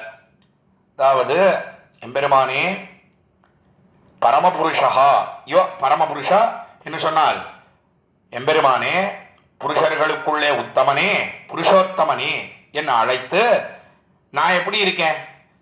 யஹா அகம் காமவிருத்தஹா, என்ன இதர விஷயங்களிலேயே ஆசை உடையவனாக நான் இருக்கேன். ஆனாலும் கூட மனம் போன போக்கில மனசு எங்க இழுத்துட்டு போறதோ அங்கெல்லாம் போய் சஞ்சரித்து கொண்டிருக்கிறேன். அப்படி இருந்தாலும் இப்ப என்ன பண்றேன் என்னால் தெரிவித்தார். இந்த பதங்களுக்கு உண்டான அர்த்தம் என்ன என்னால் அசுச்சிம் அவிநீதம் நிர்தயம் மாமலஜ்ஜம். என்ன அசுச்சின்னு சொன்னா பரிசுத்த தன்மையே இல்லை. அதற்கு மேலே அவிநீதம்னு சொன்னா கொஞ்சம் கூட வினயமே என்னிடத்துல இல்லை. நிர்தயம் தயையற்றவனாக நான் இருக்கிறேன். கொஞ்சம் கூட என்னிடத்துல தயையெல்லாம் கிடையவே கிடையாது. மாம் அலஜ்ஜம், அதற்கு மேல கொஞ்சமாவது லஜ்ஜை இருக்கா, வெக்கம் இருக்கா சொன்னால் வெக்கமற்றவனாக இருக்கிறேன். பரமபுருஷ யோகம் யோகி வரிய அக்ரகண்யைஹி, யோகி வரியர்கள் சொன்னால் யோகி சிரேஷ்டர்கள், அவர்களுக்குள்ளே அக்ரகண்யர்கள் சொன்னா தலைவர்களாக இருக்கக்கூடியவர்கள். யார் அவர்கள் என்ன? விதி சிவ சனகாத்யைஹி, விதின்னு சொல்லக்கூடிய பிரம்மாவென்ன, சிவன் என்று சொல்லக்கூடிய ருத்ரன் என்ன, சனகாத்யைஹின்னு சொன்னா சனகர் முதலியவர்கள், சனக சனத்குமார சனந்தனர்கள் சொல்லக்கூடியவர்கள். இவர்கள் எல்லாம் பிரம்மபாவ நிஷ்டர்களாக இருக்கிறார்கள். அவர்கள் சனகாத்யைஹி தியாதுமத்யந்த தூரம், அவர்களுக்கே ரொம்ப தூரத்தில் இருக்கக்கூடியது எம்பெருமானுக்கு கைக்கரியம் சொல்லக்கூடியது, அதாவது நினைப்பதற்கும் அரிதாக இருக்கக்கூடியது. தியாதும் அத்தியந்த தூரம் தவ பரிஜன பாவம். அது எதுனா தவ பரிஜனம், தேவரீருக்கு கைங்கரியம் பண்ணுவது. அதை நான் ஆசைப்படுறேன்னா காமையே காம விருத்தகா, நான் போய் ஆசைப்படுறேனே இது எங்கேயாவது சேருமா? ஒரு நாளும் சேரவே சேராது. மிகவும் அதமனாக இருக்கக்கூடியவன், அதமர்களுக்குள்ளே மிகவும் தாழ்ந்தவனாக இருக்கக்கூடியவன் நான் எங்கே? உத்தமோத்தமனாக இருக்கக்கூடிய நீ எங்கே? பெரிய பெரிய மகரிஷிகள், அதற்கு மேலே பிரம்மாவென்ன ருத்ரன் என்ன, அவர்களுக்கே ரொம்ப எட்டாக்கணியாக இருக்கக்கூடியது கைக்கரியம்னு சொல்லக்கூடியது. அதை போய் நான் ஆசைப்படலாமா? நான் போய் ஆசைப்படுகிறேன் என்ன தெரிவிக்கிறார் பரமாச்சாரியரான ஆளவந்தார் இந்த ஸ்தோத்திரத்தில். ஏன்னா கீழே கைங்கரியத்தை தானே ஆசைப்பட்டார். 46வது ஸ்லோகத்தில் என்ன சொன்னார்னா, கதாகம் ஐகாந்திக நித்திய கிங்கரஹா பிரகர்ஷயிஷ்யாமி. எம்பெருமானே என்றைய தினம் அந்த நாளை சொல்லுப்பா, நீ எப்படி ஆழ்வார் கேட்டாரோ அதை போல நீ எனக்கு நாளை சொல்லணும். என்னைக்கு உனக்கு ஆனந்தம் ஏற்படும்படியாக நான் கைங்கரியத்தை பண்ண போகிறேன்னு கீழே 46வது ஸ்லோகத்தில் தெரிவித்தாரோ இல்லையோ? யோசிச்சு பார்த்தார் ஆளவந்தார். கீழே பவந்தமேவா அகம்னு 2 வார்த்தைகள் அருளி செய்தார். அதாவது பவந்தம்னு சொன்னா எம்பெருமான். எம்பெருமான் எப்படிப்பட்டவன்றதை கீழே பார்த்தோம். இன்பம் பயக்க எம்பெருமான் எழுந்தருளி இருக்கிறான், எல்லையற்ற ஆனந்தத்தோட எழுந்தருளி இருக்கிறான், உத்தமோத்தமனாக இருக்கிறான், புருஷோத்தமனாக இருக்கிறான். உத்தமன் என்று சொன்னா அவனே பரமசுவாமியாக பரமனாக இருக்கிறான். அதைத்தான் இந்த ஸ்லோகத்தில் என்ன காட்டினார் பரமாச்சாரியரான ஆளவந்தார் என்னால், திகசுஜம் அவிநீதம் நிர்தயம் மாமலஜம் பரமபுருஷயோகம். பரமபுருஷன் சொன்னா இவனை காட்டிலும் மேம்பட்டவன் கிடையாது. பரவுமா அஸ்மாதிதி பரமஹா என்ன பழமொழியிலே தெரிவிப்பார்கள். திருமாலிருஞ்சோலமலையில போய் எம்பெருமானை செய்ய சொன்னா அவனுக்கு பரமசுவாமின்னே திருநாமம். அந்த எம்பெருமான் எழுந்தருளி இருக்கிறானே, அது அந்த எம்பெருமான் எதுக்காக சொல்ல வந்தேன்னா, அவன்தான் புருஷோத்தமனாக இருக்கிறான், பரமபுருஷனாக இருக்கிறான். அவனை காட்டிலும் மேம்பட்டவர்கள் யாருமே கிடையாது. அப்படி எழுந்தருளி இருக்கக்கூடிய எம்பெருமான் இங்கே, நான் எங்கே, நான் மிகவும் தாழ்ந்தவனா இருக்கேன், நான் போய் ஆசைப்படலாமா? இது எப்படி இருக்கு? ஏன்னா தேவதைகளுக்குன்னு புரோடாசம் வச்சிருக்கா. அதாவது பெரிய யாகங்கள்லாம் பண்றான். யாகத்துல ஹவிர்பாகம், இந்த ஹவிஸ் அதை தேவதைகளுக்கு கொடுக்க வேணும். அந்த ஹவிர்பாகத்தை போய் ஒரு நாய் ஆசைப்பட்டதுன்னு சொன்னா அது எப்படியோ அதை போலன்னா நான் ஆசைப்படுறது இருக்கு. எனக்கு ஏதாவது தகுதி இருக்கா? நான் அர்ஹனாக இருக்கிறேனா? என்ன அதைத்தான் மேலே இந்த ஸ்லோகத்துல முதல்ல தெரிவித்தார். நான் எப்படி இருக்கேன் என்னால் அசுச்சிம் அவிநீதம் நிர்தயம் மாமலஜம் என்று 4 விசேஷணங்கள் இட்டார் தம்மை தெரிவிக்கும் காலத்திலே. உண்மையிலே இதெல்லாம் ஆளவந்தாருக்கு பொருந்துமானா ஒரு நாள் ஆளவந்தாருக்கு பொருந்தவே பொருந்தாது, நமக்கு தான் பொருந்தும். அப்ப நமக்கு தான் பொருந்தும்னு சொன்னா ஆளவந்தார் ஏன் இப்படி சொல்றார்? ஏன்னா நமக்கு எம்பெருமானுடைய சந்நிதியிலே போய் இப்படி ஸ்தோத்திரம் பண்ணுவதற்கெல்லாம் தெரியாது. நமக்கு பிரதிநிதியாக ஆளவந்தார் இந்த ஸ்லோகத்தை தெரிவிக்கிறார். அதனால எம்பெருமானுடைய சந்நிதிக்கு போகும் காலத்திலே இந்த ஸ்லோகம், அதே போல மேலே இருக்கக்கூடிய 48வது ஸ்லோகம், இதெல்லாம் அனுசந்திக்கத்தக்கது என்று நம்முடைய பூர்வர்கள் தெரிவிக்கிறார்கள். நம்முடைய நைச்சியத்தை எல்லாம் தாட்சியை எல்லாம் எம்பெருமான் திருமுன்பே சொல்ல வேணும் என்று நம்முடைய பூர்வர்கள் காட்டுகிறார்கள். அந்த தாட்சிய 4 விசேஷணங்கள், விசேஷணம்னு சொன்னா அட்ஜெக்டிவ்னு சொல்றோமே ஆங்கிலத்துல, அதன் மூலமாக வெளியிடுகிறார் ஆளவந்தார். அதாவது நான் எப்படி இருக்கேன் என்னால் ஆசிர்ச்சிம் என்ன கொஞ்சம் கூட பரிசுத்த தன்மையே எனக்கு இல்லை தெரிவித்தார். இதுக்கு காரணம் என்ன? தேக சம்பந்தம் தான் காரணம். அந்த தேகம் வேறு ஆத்மா வேறு என்கிற ஞானம் எல்லாம் நமக்கு இல்லை. அந்த அழுக்குடம்பு அது மறுபடியும் வந்துட்டே இருக்கு. இந்த சம்சாரத்திலேயே மறுபடியும் உழந்து கொண்டிருக்கிறேன். அதுதான் அசுச்சிக்கு காரணம் என்று தெரிவித்தார். அதற்கு மேலே அசுச்சிம் அவிநீதம், அவிநீதம் கொஞ்சம் கூட வினயமே இல்லை. வினயம் இல்லாததற்கு காரணம் என்ன?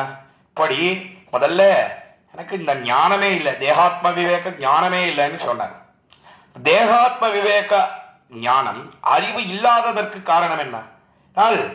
ஆச்சாரிய சிஸ்ரூஷ பண்ணல. ஆச்சாரியனுக்கு பணிவிடைகள்லாம் பண்ணியிருந்தா ஆச்சாரியனாலே நன்றாக சிக்ஷிக்கப்பட்டு நல்ல ஞானம் ஏற்பட்டிருக்கும். நல்ல பரிசுத்தனா இருந்திருப்பேன். பரிசுத்தனாவும் இல்லை. அதற்கு மேலே இப்பொழுதோ வினயமும் நம்மிடத்திலே இல்லை. அதற்கு காரணம் ஆச்சாரியனுக்கு கைங்கரியம் பண்ணல, சேவை பண்ணல. என்ன தெரிவிக்கிறார் ஆளவந்தார்? கீழே சொல்லிட்டேன், இது நமக்குத்தான் பொருந்தோ அவருக்கு பொருந்தாது. என்ன ஏன்னா ஆச்சாரியனாலே சிக்ஷிக்கப்பட்டோன்னு சொன்னா நல்ல ஞானத்தோட கூடி இருப்பான் ஒருத்தன். சிஷ்யன்னு யாரை சொல்ல முடியும்? சிஷ்ய லட்சணங்கள் முக்கியமான நம்முடைய பூர்வர்கள் தெரிவிக்கிறார்கள். ஆஸ்திகோ தர்மசீலஷ்டா சீலவான் வைஷ்ணவ சுச்சிஹி கம்பீர சதுரோ தீரஹா சிஷ்ய இத்யபிதீயதே. என்ன சிஷ்ய லட்சணமானது வெளியிடப்படுகிறது. சிஷ்யன்னு சொன்னா எப்படி இருக்கணும்? ஆச்சாரியனாலே நன்றாக சிக்ஷிக்கப்பட்ட ஒருத்தன் அவன் ஆஸ்திகனாக இருப்பான். அதாவது நாஸ்திகன்னு சொன்னா எவன் சாஸ்திரத்தை ஒப்புக்கொள்ளுகிறானோ அவனுக்கு ஆஸ்திகன்னு பேர்.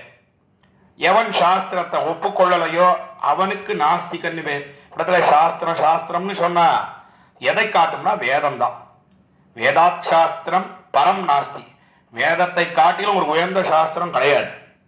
அதனாலே வேதத்தை ஒப்புக்கொள்ளுகிறான், ஆஸ்திகனாக இருக்கிறான், தர்மசீலன், நல்ல நடத்தையோட கூடியிருக்கிறான், சீலவான், நல்ல குணங்களோட கூடியிருக்கிறான், வைஷ்ணவ சுச்சிஹி, பரிசுத்தனாக இருக்கிறான். இங்கே ஆள வந்தார் அசுச்சின்னு சொன்னார். அதுக்காகத்தான் இந்த ஸ்லோகத்தை முக்கியமாக இவ்விடத்துல எடுத்து நம்முடைய பூர்வர்கள் தெரிவிக்கிறார்கள். சிஷ்யன்னு சொன்னா நல்ல பரிசுத்தனாக இருக்கிறான், அதற்கு மேலே கம்பீர சதுரோதீரஹா, என்ன யாராலும் ஆழங்காண ஒண்ணாதவனாக இருக்கிறான் சிஷ்யன், அதாவது சீடன். அதற்கு மேலே சத்துரன்னு சொன்னா நல்ல அறிவோட கூடியிருக்கிறான், சிறந்த அறிவாளியாக இருக்கிறான், தீரனாக இருக்கிறான், நல்ல தைரியத்தோட கூடியிருக்கிறான், எந்த கலக்கமும் கிடையாது, கலக்கமற்றவனாக இருக்கிறான். சிஷ்ய இத்யபிதீயதே, இதுதான் சீடன் சிஷ்யனுக்கு உண்டான லட்சணம். இதெல்லாம் எப்பொழுது ஏற்படும்?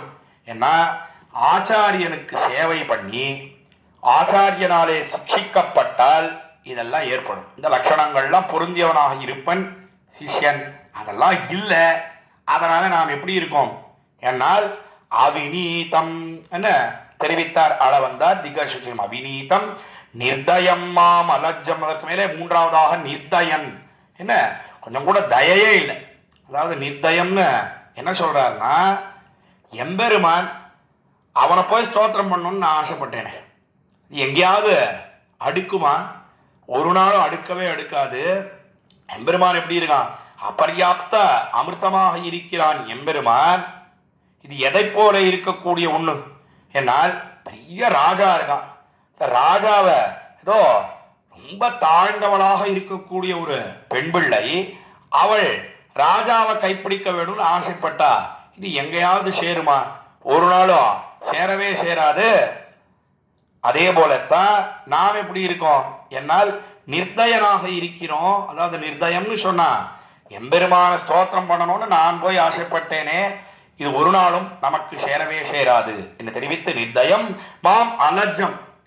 இதெல்லாம் பரவாயில்லண்ணா, அசுச்சி இருக்கு, நிர்தயனாக இருக்கிறேன், அவிநீதனாக இருக்கிறேன், அதெல்லாம் கூட பரவாயில்லண்ணா, அதெல்லாம் போகட்டும், கொஞ்சம் கூட வெக்கமே இல்லையே, வெக்கமே இல்லாமல் நாம் இருக்கிறோமே, என்ன மாம் அலஜம் என்று தெரிவித்து பரமபுருஷயோகம் யோகி வர்யாகிர கண்யைஹி. எதனாலே இதெல்லாம் சொல்றார்? என்னால் எம்பெருமான ஸ்தோத்திரம் பண்ணோன்னு நாம போய் ஆசைப்பட்டோமே, பெரிய பெரிய ஸ்தானம் வகிக்கக்கூடியவர்கள், அவர்களுக்கே அது எட்டா கனியா இருக்கு. யார் அவர்கள்?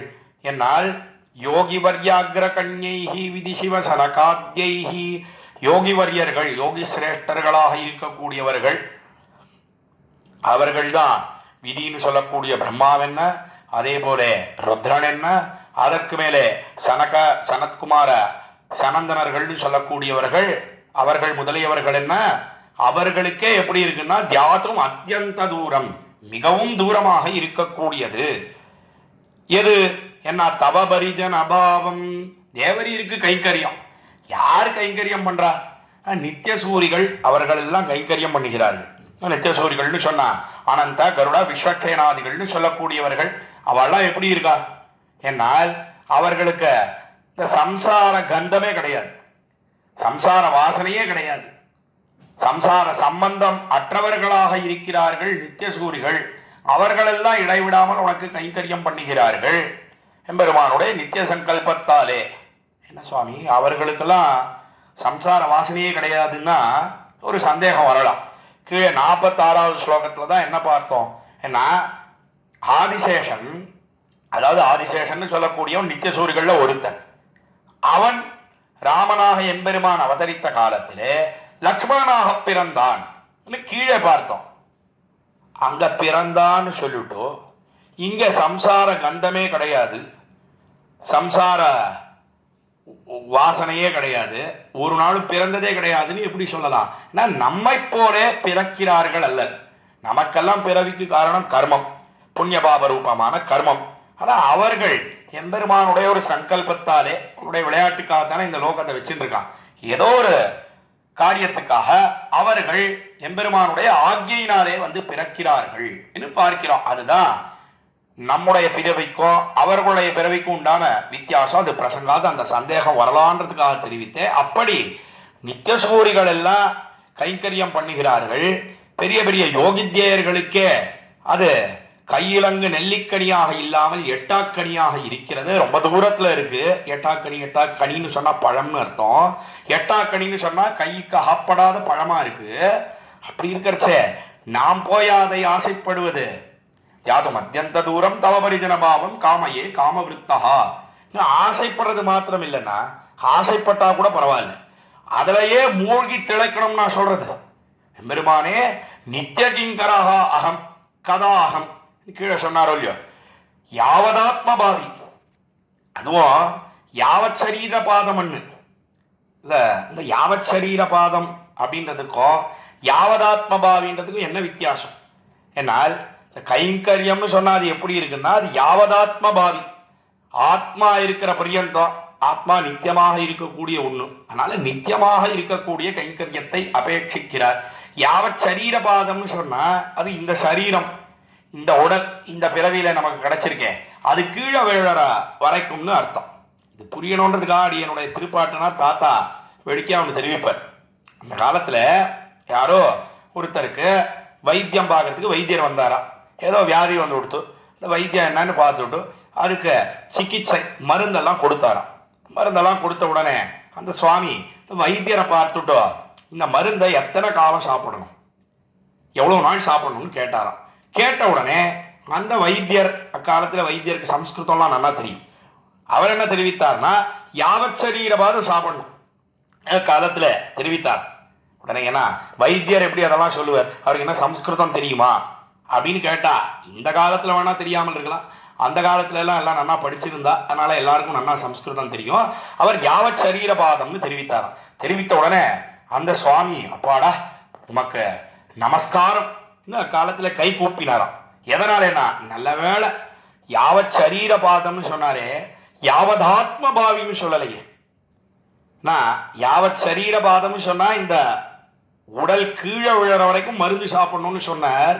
யாவதாத்ம பாவி சாப்பிடணும்னு சொல்லியிருந்தா, இப்போ ஆத்மா இருக்கிற பரியந்தம்னா இந்த சரீரம் விழுந்த உடனே மோட்சத்துக்கு பரமத்துக்கு போயிட்டா பரமத்துலையும் போய் மருந்து சாப்பிட முடியுமா?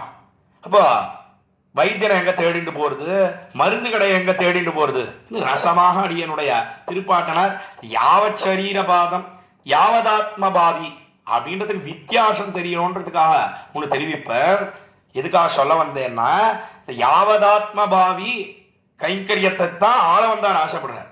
யாவத் சரீரபாதம்னு, அதாவது இந்த சரீரம் கீழே விழுற பரியந்தம்னு, யாவதாத்ம பாவி ஆத்மா இருக்கிற பரியந்த ஆத்மாவோ நித்தியமாக இருக்கக்கூடிய ஒண்ணு, நித்தியமாக இருக்கக்கூடிய ஜீவாத்மா நித்திய கைங்கரியம் எப்பொழுது சித்திக்க போகிறது?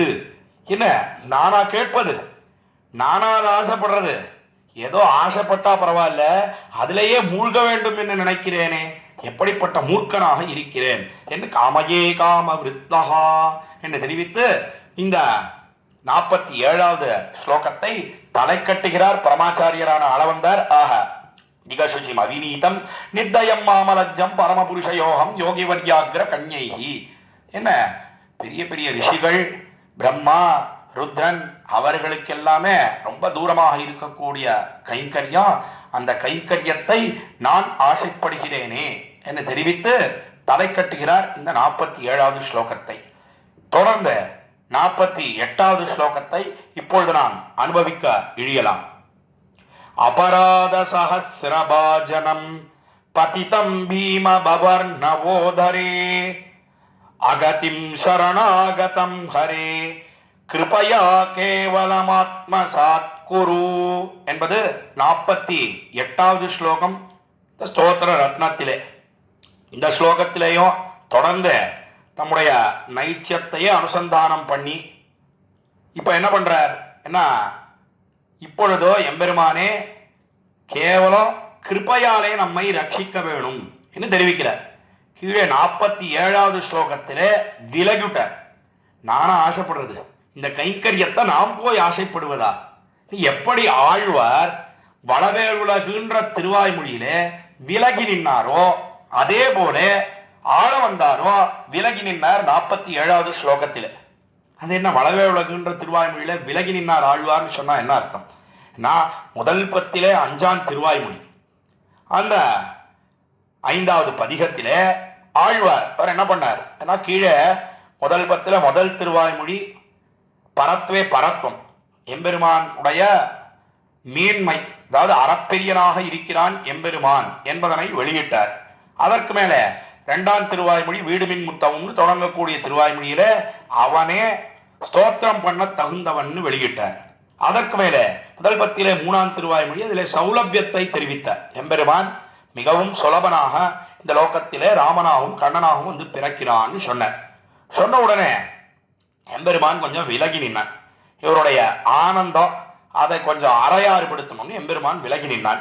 உடனே மறைந்த எம்பெருமானுக்கு தூது சொல்லி அனுப்பினார். முதல் பத்திலே 4ஆம் திருவாய்மொழி அஞ்சரைய மடனாராய் என்று சொல்லக்கூடிய திருவாய்மொழி தம்முடைய குத்தம், அதாவது அபராதம், எம்பெருமானுடைய அபராத சகத்வம்னு சொல்லக்கூடிய குணம், இந்த குணம் பத்தாசாக தூது விட்டார் ஆழ்வார். உடனே எம்பெருமான் வந்துவிட்டான்.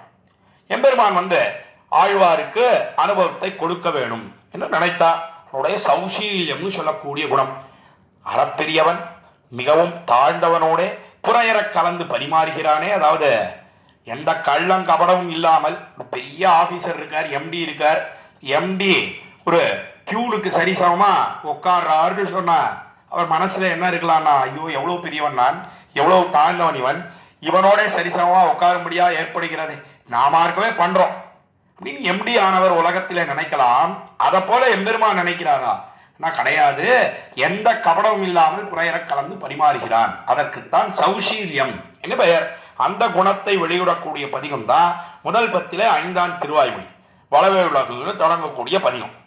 அந்த பதிகத்தின் தொடக்கத்திலே நம்மாழ்வார் என்ன பண்ணார்? என்னால் எம்பெருமான் வந்தான் அனுபவத்தை கொடுக்கணும்னு. வந்த உடனே திருவாய்மொழி பாடமாட்டேன்னு சொன்னார். எம்பெருமானுக்கு தூக்கி வாரி போட்டுது. என்னடா அது, இப்பொழுதுதான் இவருக்கு விசேஷமா ஞானத்தை எல்லாம் கொடுத்தா திருவிருத்தம் பாடினார், திருவாசிரியம் பாடினார், பெரிய திருவந்தாதி ஏதோ பாடிவிட்டார். திருவாய்மொழியில 1102 பாசுரங்கள் பாடணும், 40 பாசுரம் தான் ஆயிருக்கு. அதுக்குள்ள பாடமாட்டேன்னு விலகி நிற்கிறாரு. இவருக்கு ஞானம் கொடுத்ததே தப்பா போச்சு. எதனால விலகினார் ஆழ்வார்? என்ன, எம்பெருமானே வளவேழுலகின் முதலாயா வானோரிரையை அறிவினையேன் களவேள் வெண்ண தொடுகுண்டா கல்வா என்பன் பின்னையும். என்ன அறப்பெரியவன் நீ எம்பெருமானே, உன்னை போய் கள்ளன்னு நான் சொல்றதா? மகா பாப்பி நான், அறிவினையன் களவேள் வெண்ண தொடுகுண்டா, களவு வெளிப்படும்படியாக அந்த திருவாயர்பாடியிலே வெண்ணையெல்லாம் உண்டாயே, உன்னை கல்வா என்பன் பின்னையும், உன்னை கல்வா திருடனே நாம் சொல்லுவதா? யசோதை பிராட்டி சொல்ல வேண்டிய பாசுரம், நப்பின்னை பிராட்டி சொல்ல வேண்டிய பாசுரம், அதை போய் நாம சொல்லுவது? ஒரு நாளும் கூடவே கூடாது. எனக்கு என்னன்னா யோக்கியதை இருக்கு? ஒரு நாளும் எனக்கு தகுதி கிடையவே கிடையாது. மகா அயோக்கியன், மகா பாபி நான், உன்னை பாடுவதே தவறு, நான் மேலே பாடமாட்டேன் என்ன விலகி நின்னார் ஆழ்வார். பார்த்தா எம்பெருமான், என்னடா அது, நல்ல ஞானத்தை கொடுத்தோம், இந்த வியாதி போனோன்றதுக்காக மருந்தெல்லாம் கொடுத்தா அது அந்த வியாதியை என்னவோ போக்கிடும். தலைவலியோ கால் வலியோ அதுக்கு மருந்து கொடுத்தா அதை போக்கிட்டு வேறொரு வலியை உண்டு பண்ணிடும். வைத்த வலியோ வேற ஏதோ வலியோ வைத்துக் கொள்வது அது உண்டு பண்ணிடும். அதெல்லாம் சைடு எஃபெக்ட்னு நம்ம சொல்றோம். அதை போல இப்படி ஒரு சைடு எஃபெக்ட் வந்து சேர்ந்து கொடுத்த ஆழ்வாருக்கு பாடமாட்டேன்னு விலகி நிற்கிறாரே, ஞானத்தை கொடுத்தா மேல எப்படி பாடும்படியாக பண்ணுவது? என்ன எம்பெருமான் பார்த்தான். அவன் நல்ல ஞானத்தோட கூடினவனோ இல்லையோ, அவன் யோசிச்சு பார்த்தான். அவன் அக்காலத்துல ஆழ்வாரை பார்த்துட்டு சொன்னான், ஓய் ஆழ்வீர், ஆழ்வாருக்கும் எம்பெருமானுக்கும் நடந்த சம்பாதத்தை வியாக்கியானத்திலே சுவாமி நம்பிள்ளை ஈடு 36,000 படியில தெரிவிக்கிறார். ஓய் ஆழ்வீர், நீங்க வாரம், நீ நம்ம பாடமாட்டேன்னு சொல்றீரே, உமக்கு ஒரு விஷயம் சொல்றேன், ஒரு கேள்வி கேட்கிறேன் உம்மிடத்துல, கேள்விக்கு பதில் சொல்லும். என்ன எம்பெருமான் அவன் அக்காலத்துல நாம் இந்த லோகத்தை எல்லாம் பிரளயாபத்து ஏற்பட்ட காலத்திலே வயிற்றிலே வைத்து பிற்பாடு வெளிநாடு காண உமிழ்ந்தோம். அது உமக்கு தெரியும் அல்லவா? அந்த சரித்திரம் தெரியும் தானே உமக்கு ஆழ்வீர்? கேட்க, நன்னா தெரியுமே, நானே பாடியிருக்கேனே, நளிர்மதி சடையனும் நான்முக கடவுளும் தளிரொளி இமையவர் தலைவனும் முதலா யாவகை உலகம் யாவரும் அகப்படா, நானே பாடியிருக்கோமே, நன்னா தெரியும். சரி, அதே போல திருவாயர்பாடியிலே கண்ணனாக பிறந்த காலத்திலே அந்த ஆயர் மனைகளிலே புகுந்தோ அந்த வெண்ணையெல்லாம் களவாடி திருடினோம். அந்த சரித்திரம் உங்களுக்கு தெரியும் தானே? நன்னா தெரியும், இங்கேயே பாடியிருக்கேனே, திருவாய்மொழியிலேயே பாடியிருக்கேனே என்ன தெரிவிக்க. சரி, இப்போ உம்மிடத்துல ஒரு கேள்வி கேட்குறேன். இந்த லோகத்தை எல்லாம் வயிற்றிலே வைத்து பிற்பாடு வெளிநாடு காண உமிழ்ந்ததற்கும் திருவாயர்பாடியில வெண்ணையை புஜித்ததற்கும் என்ன சம்பந்தம்? ரெண்டுக்கும் என்ன தொடர்பு? அதை நீ சொல்லும். என்ன கேட்க ஆழ்வார் சொன்னார், என்ன எம்பெருமானே, அது எப்போ நடந்தது, இது எப்போ நடந்தது? முட்டங்கையும் முழங்காலையும் முடிச்சு போடுறதுன்னு சொன்னா எங்கேயாவது இது சேருமா? ஒரு நாளும் சேரவே சேராது. அதை போல என்ன இருக்கு, பொட்டந்தலையும் முழங்காலையும் முடித்து போடுவது. அதை போல எம்பெருமானே, அது என்னைக்கோ நடந்தது, இது என்னைக்கோ நடந்தது, ரெண்டுக்கும் ஒரு சம்பந்தமும் கிடையாது என்ன ஆழ்வார் சொன்ன உடனே எம்பெருமான் சொன்னா, இல்ல இல்ல சம்பந்தம் உண்டு, நான் சொல்றேன் கேளும்.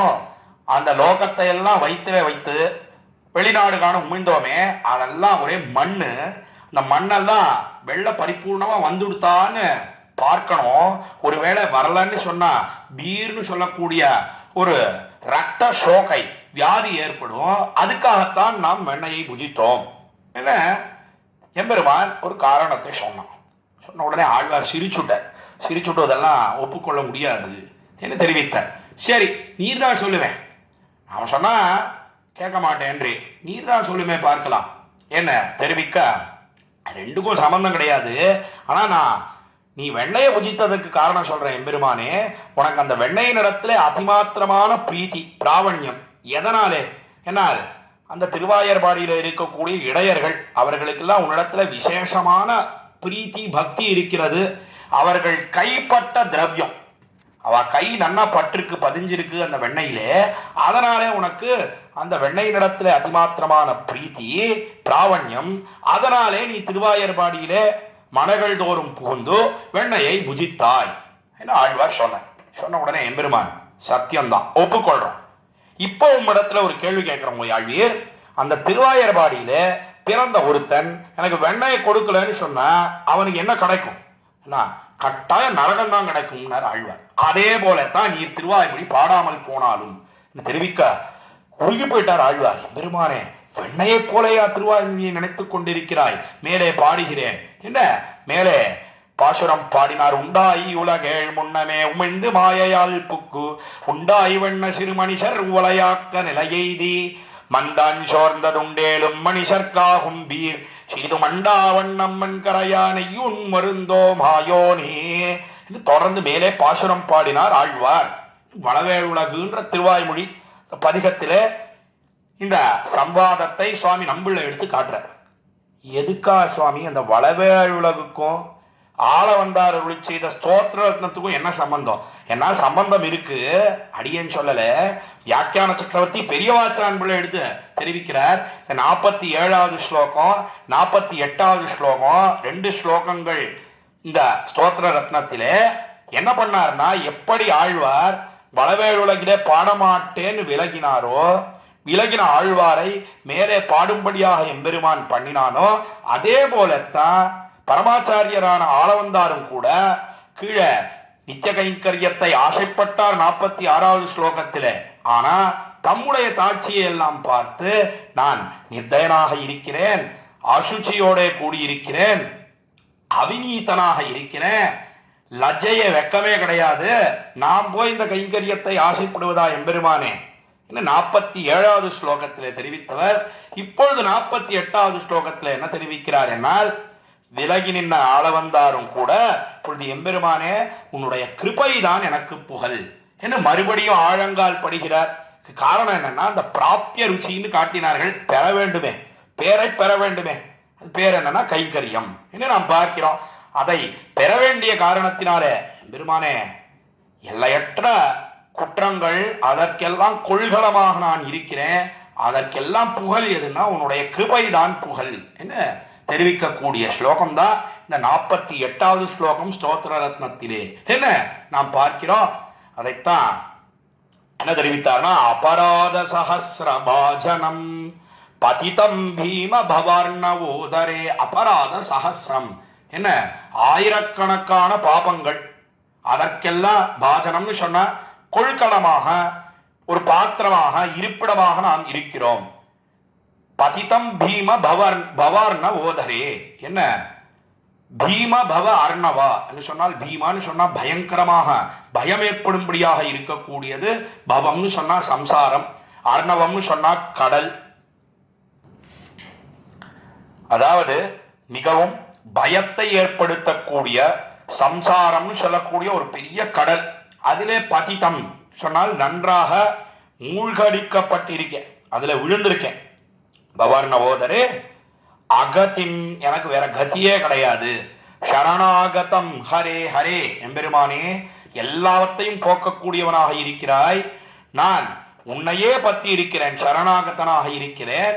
கிருபயா கேவலம் ஆத்மசாத் குரு, கிருபையா கேவலம், கேவலம் உன்னுடைய கிருபை, கிருபைக்கு என்னை விஷயமாக ஆக்க வேணும்.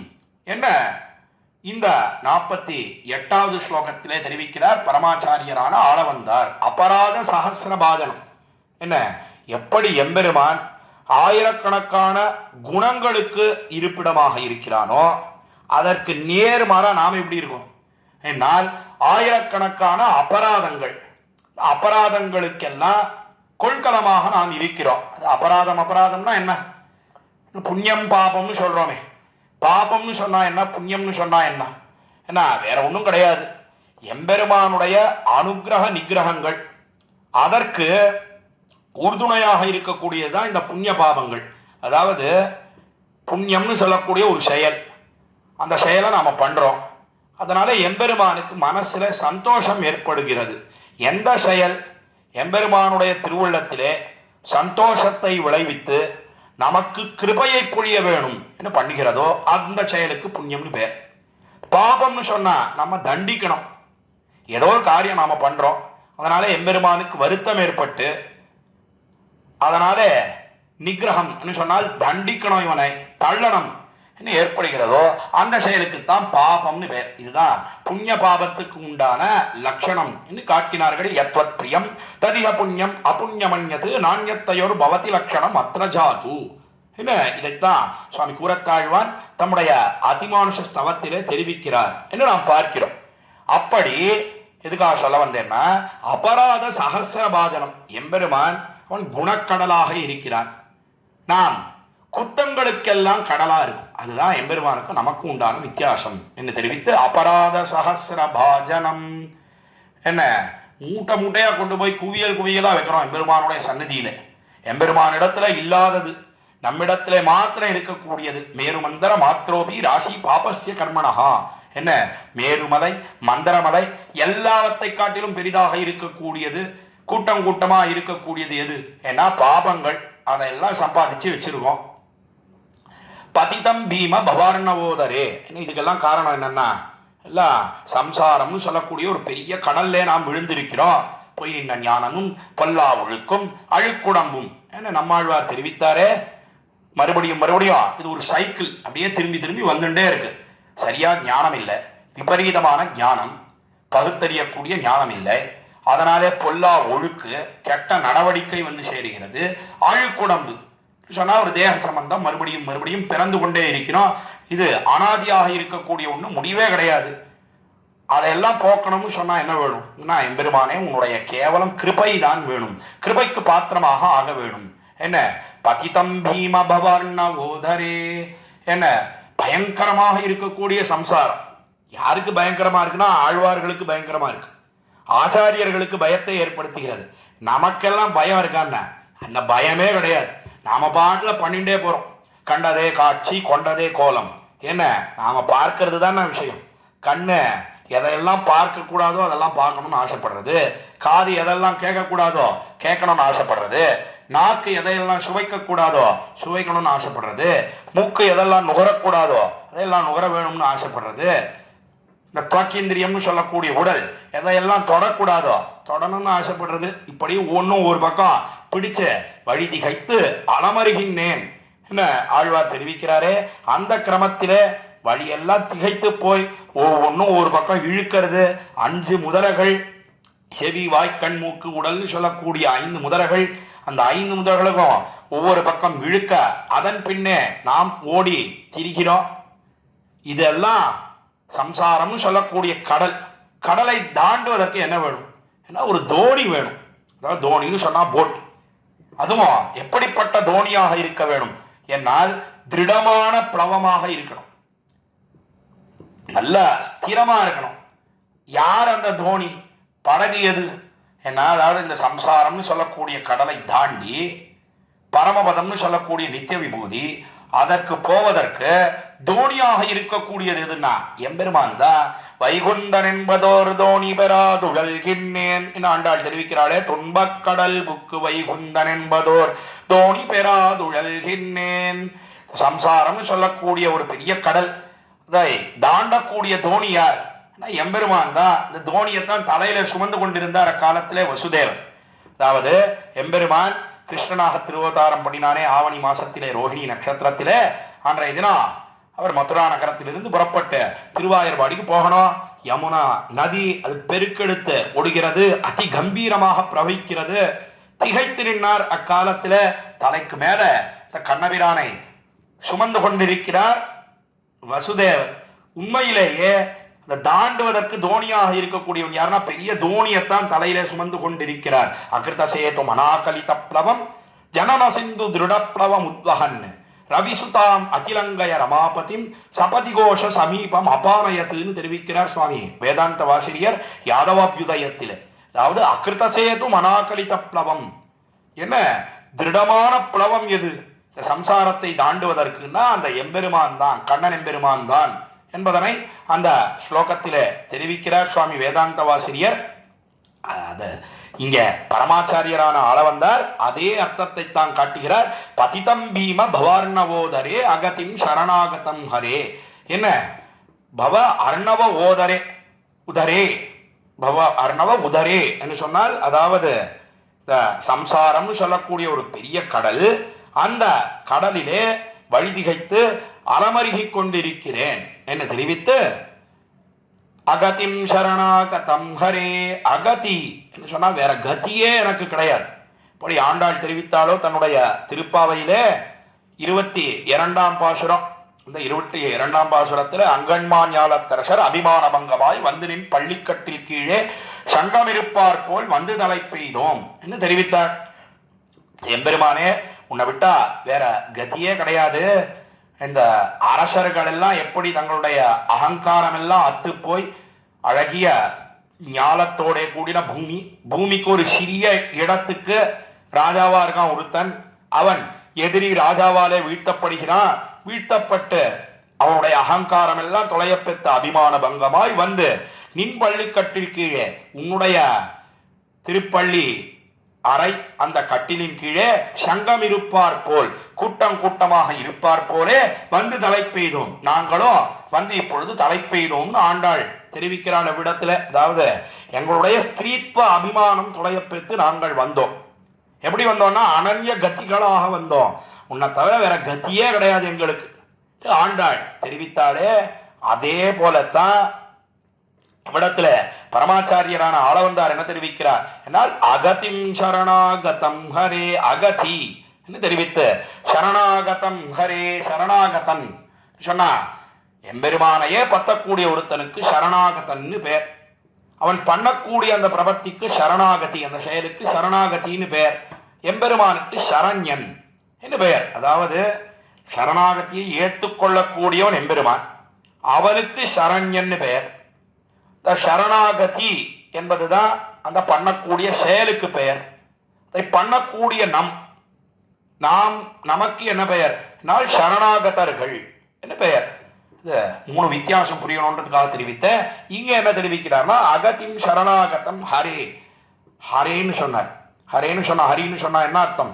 பாபத்தை எல்லாம் போக்கக்கூடியவன் ஹரிஹரதி பாபானி என்ன பிரமாண ஸ்லோகமும் இருக்கிறது. அதற்கு சேர எம்பெருமானே கிருபையா கேவலம் ஆத்ம சாத்குரு, கேவலம் உன்னுடைய நிர்ஹேதுக கிருபை, காரணமற்ற கிருபைக்கு என்னை விஷயமாக ஆக்க வேணும் என்று தெரிவித்து இந்த 48வது ஸ்லோகத்தை தலை கட்டுகிறார் பரமாச்சாரியரான ஆளவந்தார். இவ்விடத்துல நடந்த ஒரு ஐதிஹ்யம் திருப்பாவை வியாக்கியானத்தில் இருக்கிறது. அதையும் சேர்த்து நாம் அனுபவிக்கலாம்.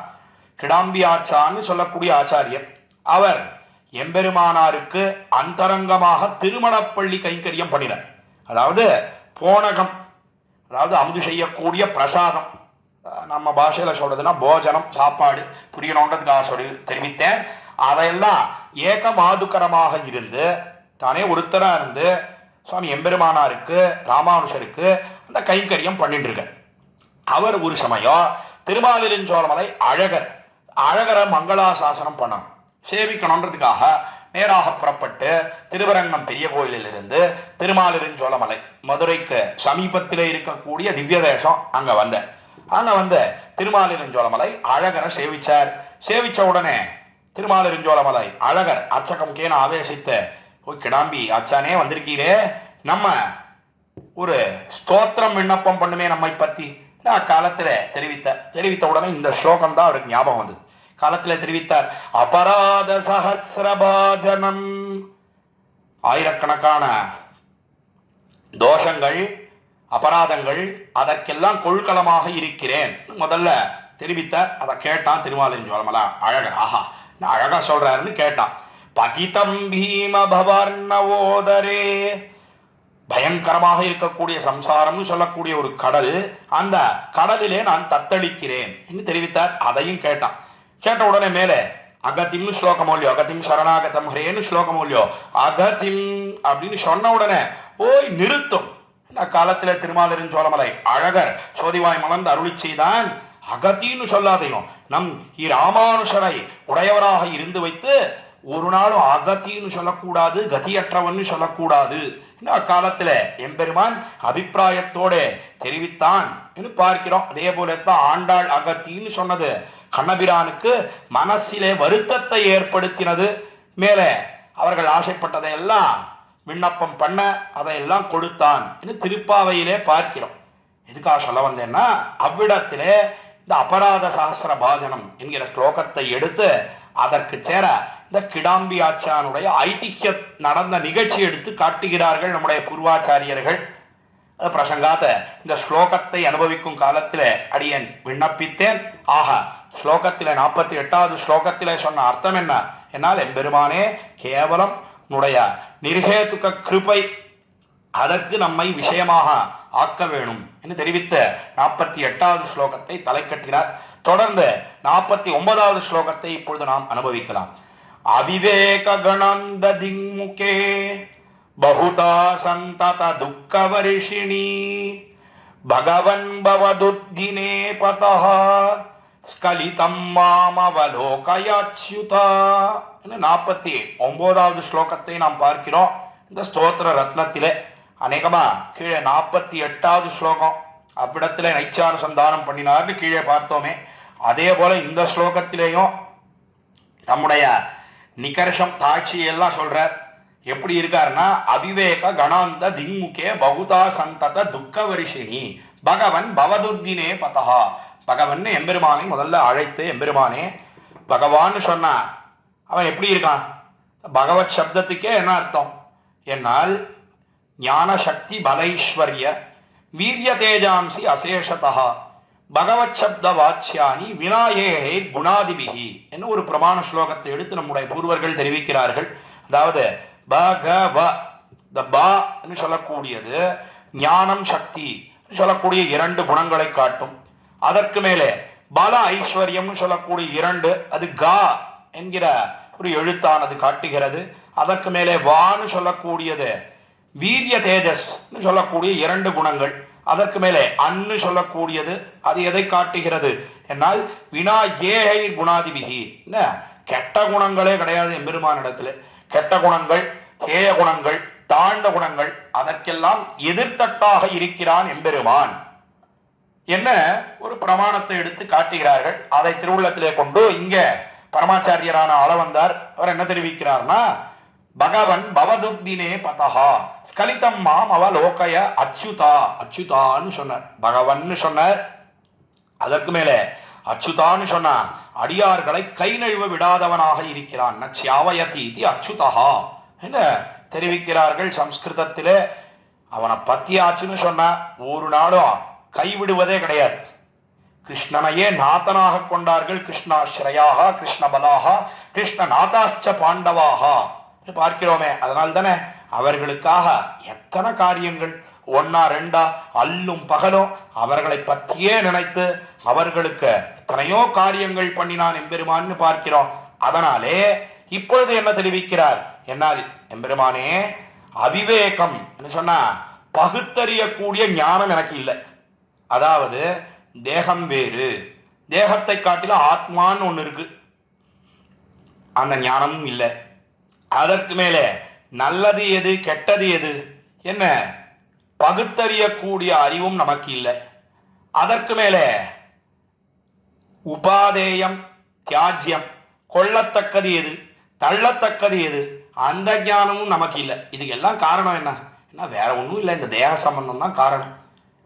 அது மறுபடியும் பிறந்து கொண்டு இருக்கிறபடினாலே நான் அவிவேகனாக இருக்கிறேன். அவிவேக கணாந்த திங்முகே பகுதா சந்தத துக்க வருஷினி. என்ன பெரிய மேகம், மழை காலத்திலே அந்த மேகத்தினாலே எல்லா இடத்திலையும் ஒரே அந்தகாரம், இருள் சூழ்ந்து கொண்டிருக்கிறது. அதை போலே ஒரு துர்தினம் வந்து சேர்ந்திருக்கிறது. திங்முகே பகுதா சந்தத துக்க வருஷினி. என்ன இது ஒரே ஒரு நாள் இருந்துட்டு மாத்திரம் போயிடுறதா? கண அந்த திங்முகேன்னு சொன்னா இந்த மேகமானது, மேகத்தினுடைய இருளாலே சூழப்பட்ட இந்த துர்தினம், அந்த துர்தினம் ஒரே ஒரு நாள் இருந்துட்டு போயிடுறதா சொன்னா கிடையவே கிடையாது. இடைவிடாமல் மழை பொய்ந்ததுன்னு சொன்னா, அந்த மேகமெல்லாம் மேகக்கூட்டங்கள்லாம் இருந்ததுன்னு சொன்னா எப்படி இருள் சூழ்ந்து கொண்டிருக்குமோ அதை போலே சூழப்பட்டு நான் இருக்கிறேன் என்று தெரிவித்து பகுதா சந்தத துக்க வருஷினி, இடைவிடாமல் துக்கம்தான் என்று தெரிவித்து பகவன் பவ துர்தினே பதஹா, என்ன இந்த துர்தினத்திலே நான் அப்படியே விழுந்திருக்கேன். பண்ண வேண்டியது என்ன என்னால் ஸ்கலிதம்மாம் அவலோகயா அச்சுதா என்று கீழே உன்னுடைய கிருபைக்கு விஷயமாக ஆக்க வேணும்னு சொன்னார். இப்பொழுதோ நம்மை நன்றாக திருக்கண்களாலே கட்டாட்சி தருள வேணும். அங்கனிரண்டும் கொண்டு எங்கள் மேல் நோக்குதியேல் எங்கள் மேல் சாபம் இழிந்து என்ன ஆண்டாள் தெரிவித்தாளோ இல்லையோ தன்னுடைய திருப்பாவையில 22ஆம் பாசுரத்துல. அதே பிரகாரம் எம்பெருமானே மாம் அவலோகையா, என்ன நம்மை நன்றாக கட்டாட்சித்து அருள வேணும். கட்டாட்சித்தால் தான் இந்த இருளானது விலகும், இல்லைனா ஒரு நாளும் இந்த இருள் விலகவே விலகாது என்று தெரிவித்த 49ஆம் ஸ்லோகத்திலே தெரிவித்து தம்முடைய பிரார்த்தனையை முன்வைத்து தலை கட்டுகிறார். தேவரீருடைய திருக்கண்களாலே நம்மை குளிர கட்டாட்சித்து அருள வேணும். தேவரீர் தான் பகவானாக எழுந்தருள் இருக்கிறீர், அச்சுதனாக இருக்கிறீர். தேவரீர் ஒரு நாளும் உம்மை பத்தியாச்சுன்னு சொன்னா கைவிடவே மாட்டீர். நீர் நம்மை கைவிடக்கூடாது. நானோ கீழே கிருபையா கேவலம் ஆத்மசாத்குருன்னு கீழே தெரிவித்த அளவந்தார். இப்பொழுதோ திருக்கண்களாலே குளிர கட்டாட்சி தருள வேணும். அதுவும் யாரை எம்பெருமான் கட்டாட்சிக்கிறானோ அவனுக்குத்தான் எம்பெருமானிடத்துல விசேஷமான பக்தி ஏற்படுறது. எப்பொழுது கட்டாட்சிக்கணும்னா ஜாயமானம் ஹி புருஷம் எம் பஷ்யேன் மதுசூதனஹா சத்விக சது விஜ்ஞேயா சபை மோக்ஷார்த்த சிந்தகா என்கிற பிரமாண ஸ்லோகத்தை எடுத்த இந்த ஸ்லோகத்தின் வியாக்கியானத்திலே உரையிலே சுவாமி பெரியவாச்சான் பிள்ளை காட்டுகிறார். எவனை இதுக்கே ஜாயமான காலகடாட்சம்னு பேர். அதாவது கர்ப்பத்திலே இருக்கும் காலத்திலே, பிரசவத்திலே தாயாருடைய வயிற்றிலே இருக்கும் காலத்திலே எவனை மதுசூதனன், மதுன்னு சொல்லக்கூடிய அசுரனை கொன்னானே அந்த எம்பெருமான் கட்டாட்சிக்கிறானோ அவன்தான் நல்ல சத்தாக வந்து பிறக்கிறான். சாத்விக சது விஜ்ஞேயா, என்ன சாத்விகனாக இருக்கிறான், நல்ல குணங்களோட கூடியிருக்கிறான், நல்ல பகுத்தறியக்கூடிய ஞானத்தோட கூடியிருக்கிறான். முக்கியமா மோட்சத்துல அவனுக்கு தான் ஆசை ஏற்படுறது. மோட்சம் மோட்சம்னு சொன்னா விடுதலை, சம்சாரத்திலிருந்து விடுதலை, முக்தியை அடைந்து எம்பெருமானுக்கு கைங்கரியம் பண்ணணும் அப்படின்ற ஆசை ஏற்படணும்னா கர்ப்பத்திலே இருக்கும் காலத்துல எம்பெருமான் கண்ணை திறந்து கட்டாட்சிக்கணும். அதைத்தான் ஸ்கலிதம் மாமவலோகயாச்யுதா என்று தெரிவித்து இந்த 49வது ஸ்லோகத்தை தலை கட்டுகிறார் பரமாச்சாரியரான ஆளவந்தார். தொடர்ந்து 50வது ஸ்லோகத்தை இப்பொழுது நாம் அனுபவிக்க இழியலாம். நம்ரிஷா பரமார்த்தமேவமே ஸ்ருணு விஜ்ஞாபனமேகமக்ரதஹ யதி மே ந தயிஷ்யசே ததஹ தயனீயஸ்தவநாத துர்லபஹ என்பது 50வது ஸ்லோகம். இந்த ஸ்தோத்திர ரத்னத்திலே இந்த ஸ்லோகத்தில் என்ன தெரிவிக்கிறார் ஆள வந்தார் என்னால், எம்பெருமானே, நான் பண்ணக்கூடிய இந்த விண்ணப்பத்தை நீ கட்டாயம் கேட்கணும். இது எப்படி அமைந்திருக்கிறதுனா, அநேகமா நம்மாழ்வாருடைய முதல் பாசுரம் திருவிருத்தத்திலே இமையோர் தலைவா மெய் நின்னு கேட்டருளாய் அடியேன் செய்யும் விண்ணப்பமே என்று ஆழ்வார் சொன்னார். அதனுடைய மொழிபெயர்ப்பாகத்தான் இந்த 50வது ஸ்லோகம் அமைந்திருக்கிறது அநேகமாக என்ன நம்முடைய பூர்வர்கள் எல்லாம் தெரிவிக்கிறார்கள்.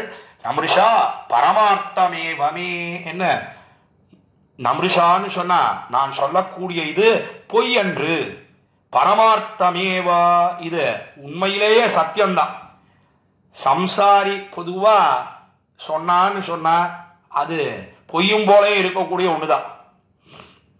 எதை போலன்னா, இதுக்கு வேடிக்கையா அடியனுடைய திருப்பாட்டினார் ஒரு கதை தெரிவிப்பார். தாத்தா காலக்ஷேபங்களே ஒரு கதை தெரிவிப்பார்.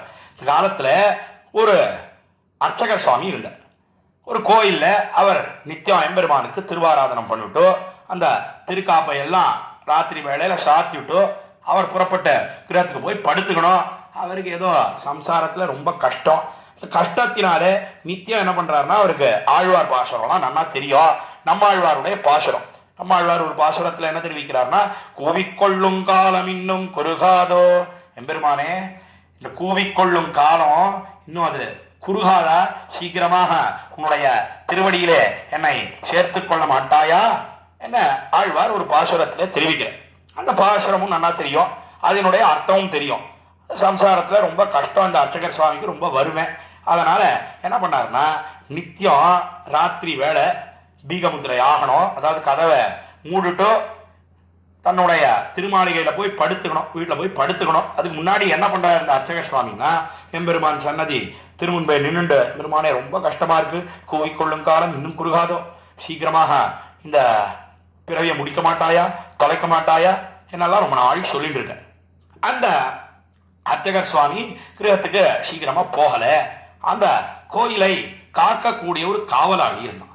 அவன் பார்த்தான்.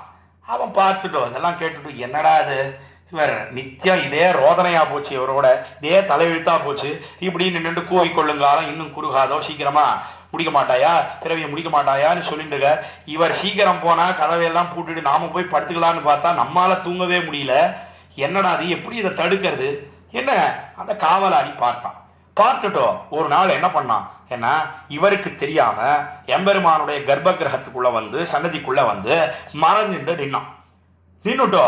இவர் வழக்கம் போல எல்லாத்தையும் முடிச்சுட்டோ, கூவிக்கொள்ளும் காலம் இன்னும் குறுகாதோ அப்படின்னு சொன்ன உடனே அவன் என்ன பண்ணான், என்ன மறைஞ்சுட்டு இருந்த அந்த காவலாளி, நான் தான் பெருமாள் வந்திருக்கேன், வரையா, வண்டி சித்தமா இருக்கு, போகலாமா அப்படின்னு உடனே தூக்கி வாரி போட்டுது. என்னது, பெருமாளா பேசுறது? ஆமா, நான் தான் வந்திருக்கேன் அந்த காவலாளி தெரிவித்தான்.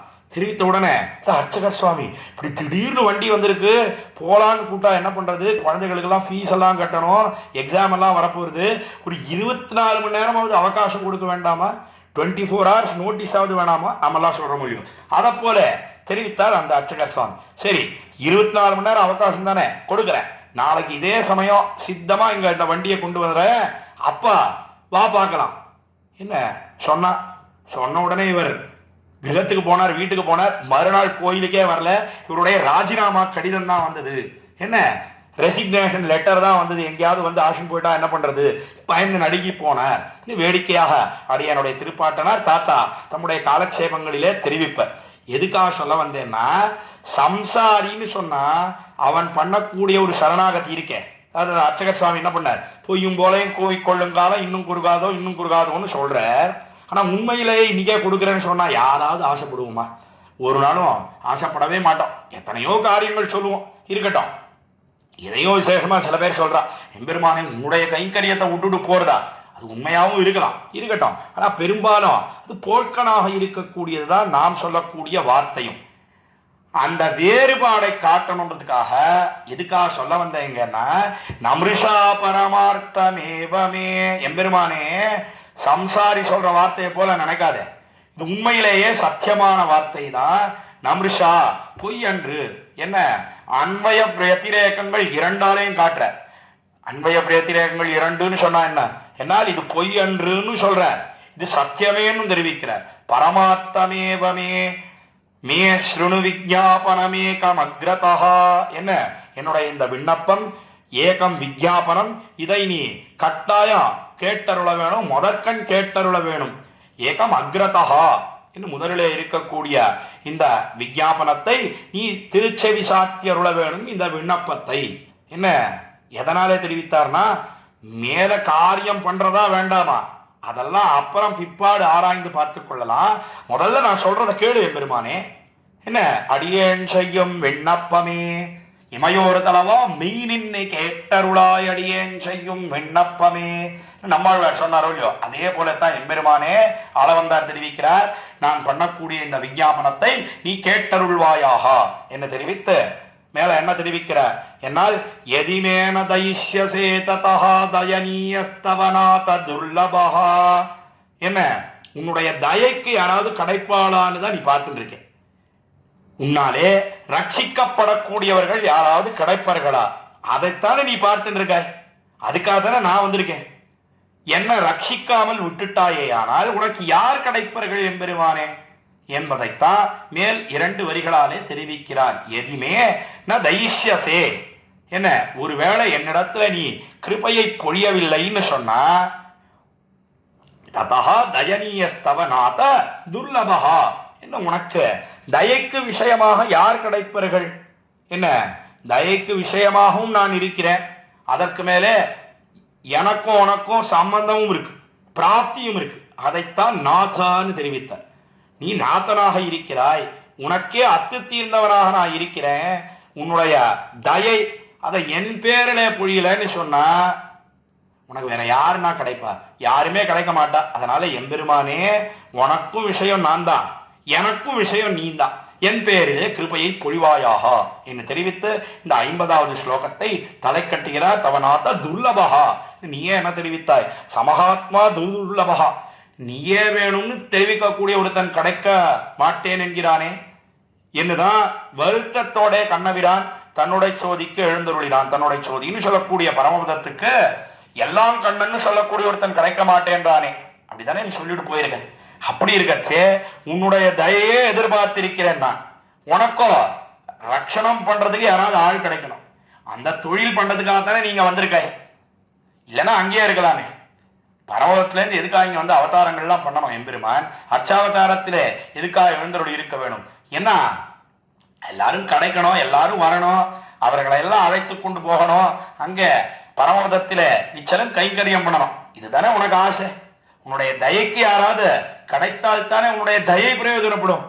இல்லைன்னா பரமபதத்துல இருட்டறையில் விளக்கு போலே பிரகாசிப்பது இங்கே இருட்டறை போலே பகல் வளர்க்கப்பட்டு இருக்கும் பரமபதத்திலே உன்னுடைய தயனீய குணங்கள் எல்லாம், சௌலபியம் சௌசீல்யம் சொல்லக்கூடிய குணங்களுக்கெல்லாம் அங்க யாருமே கிடையாது. எல்லாரும் எம்பெருமான போலவே இருக்கா, கைங்கரியம் பண்ணிட்டு இருக்கா. ஆனா இங்கதானே உனக்கு ஆள் கிடைக்கிறா. அப்படி இருக்கச்சே என்னிடத்திலே தயை பொழியாமல் நீ விட்டு விட்டாயே, ஆனால் உனக்கு யார் கிடைப்பார்கள், அதனாலே கட்டாயம் கிருபையை பொழிய வேணும் என்று தெரிவித்த 50வது ஸ்லோகத்தை தலை கட்டுகிறார். ஆஹா, 5 ஸ்லோகங்களை இன்றைய தினம் இங்கே அனுபவித்தோம். 46வது ஸ்லோகத்திலே பவந்தமேவ அனுச்சரன் நிரந்தரம் பிரசாந்த நிசேஷ மனோரதாந்தரஹா என்று எம்பெருமானே நீ நான் என்னைக்கு கைக்கரியம் பண்ண போகிறேன், நீ எப்படி ஆழ்வார் இந்த நாளை தெரிவிக்க வேணும் என்று பிரார்த்தித்தாரோ அதே போல உனக்கு கைங்கரியம் பண்ணி இதர விஷயங்களிலே வாசனையே இல்லாமல் உனக்கு மனோரதம் ஏற்படும்படியாக பிரஹர்ஷயிஷ்யாமி சனாத ஜீவிதா, என்ன என்றைய தினம் உன்னை ஆனந்திப்பிக்க போகிறேன் என்ன தெரிவித்ததை 46வது ஸ்லோகத்திலே அனுபவித்து அதற்கு மேலே 47வது ஸ்லோகம் 48வது ஸ்லோகம் அதில தம்முடைய நைச்சத்தை எல்லாம் அனுசந்தானம் பண்ணுகிறார். எப்படி தெரிவிக்கிறார்னா, திகசுதிம் அவிநீதம் நிர்தயம் மாமலஜம் என்று 4 விசேஷணங்களாலே தான் எப்படி பரிசுத்தனாக இல்லாமல் இருக்கிறார் என்பதனையும், வினயம் இல்லை தமக்கு என்பதனையும், நிர்தயராக இருக்கிறார் என்பதனையும், வெட்கமே இல்லை என்பதனையும் தெரிவித்து எம்பெருமானே நானா இப்ப என்ன ஆசைப்படுறேன், என்ன நான் போய் இதை ஆசைப்படலாமா, பெரிய பெரிய யோகித்யேயர்கள் அவர்களுக்கே எட்டாத கனியாக பழமாக இருக்கக்கூடியது கைங்கரியம், நித்திய கைங்கரியம், அதை ஆசைப்படுவது மாத்திரமன்னு அதிலேயே திளைக்க வேணும் என்று நாம் ஆசைப்படுகிறோமே, இது எங்கேயாவது சேருமா? சேராது. என்ன 47வது ஸ்லோகத்தில் எப்படி வளவே உலகுன்ற பாசுரத்தில் ஆழ்வார் நானா உன்னை பாடுவது ஒரு நாளும் பாடக்கூடாது என்று விலகி நின்னாரோ அதை போல விலகி நின்ன ஆள வந்தார். எப்படி எம்பெருமான் ஆழ்வாரை சமாதானப்படுத்தி மேலே பாசுரம் பாடும்படியாக பண்ணினானோ அதே போல பிராப்திய ருச்சியினாலே 48, 49 ஆகிய 2 ஸ்லோகங்களிலே தம்முடைய நைச்சியத்தை எல்லாம் தெரிவித்து அபராத சகசிரபாதனம் என்று தொடங்கக்கூடிய ஸ்லோகத்திலே கேவலம் உன்னுடைய கிருபைக்கு என்னை விஷயீகாரமாக ஆக்க வேணும் என்று தெரிவித்து 49வது ஸ்லோகத்திலே உன்னுடைய திருக்கண்களாலே நம்மை குளிர கட்டாட்சித்தருள வேணும் என்று தெரிவித்தார். அதற்கு மேலே 50வது ஸ்லோகத்தில் என்னிடத்துல கிருபையை பொழியலன்னு சொன்ன அந்த கிருபையெல்லாம் பிரயோஜனமே இல்லாமல் போயிடும். அதனாலே ஒழுங்கு மரியாதையாக கிருபையை பொழிவாயாக என்று தெரிவித்து தலை கட்டக்கூடிய ஸ்லோகம் தான் இந்த 50வது ஸ்லோகம். இந்த 5 ஸ்லோகங்களையும் இன்றைய தினம் இவ்விடத்தில் இந்த ஸ்தோத்திரதாரா என்கிற தொடரின் மூலமாக அனுபவிக்கும்படியான ஒரு பாக்கியத்தை பெற்றோம். அந்த பாக்கியத்தை ஏற்படுத்தி கொடுத்த ஸ்ரீமத் வேதமார்க்க பிரதிஷ்டாபனாச்சாரிய உபய வேதாந்த பிரவர்த்தகாச்சாரியராய் பரமஹம்ச பரிப்ராஜகாச்சாரியராய் எழுந்தருளி இருக்கும் யதுகிரி யதிராஜ நாராயண ராமானுஜ ஜீயசுவாமி அவருடைய திருவடித்தாமர்களுக்கு அடியனுடைய கிருத்தஜதைகளை தெரிவித்துக் கொண்டு அமைகிறேன். குத்தங்குறைகளை க்ஷமிக்க பிரார்த்திக்கிறேன். அடியேன் இளையவல்லி ஸ்ரீநிதி ஸ்ரீராமானுஜ தாசன். பற்பமெனத்திகள் பைங்கழலும் தன் பல்லவமே விரலும் பற்பமெனத்திகள் பைங்கழலும் தன் பல்லவமே விரலும் பாவனமாகிய பைந்துவராடை பதிந்த மருங்கழகும் பாவனமாகிய பைந்துவராடை பதிந்த மருங்கழகும் முப்புரி நூலோடு முன்கையில் ஏந்திய முக்கோல் தன்னழகும் எப்பொழுதும் யதிராசன் வடிவழகு என் இதயத்துள்ளதால் இல்லை எனக்கெதிர் இல்லை எனக்கெதிர் இல்லை எனக்கெதிரே இல்லை எனக்கெதிர் இல்லை எனக்கெதிர் இல்லை எனக்கெதிரே இல்லை எனக்கெதிரே இல்லை எனக்கெதிரே இல்லை எனக்கெதிரே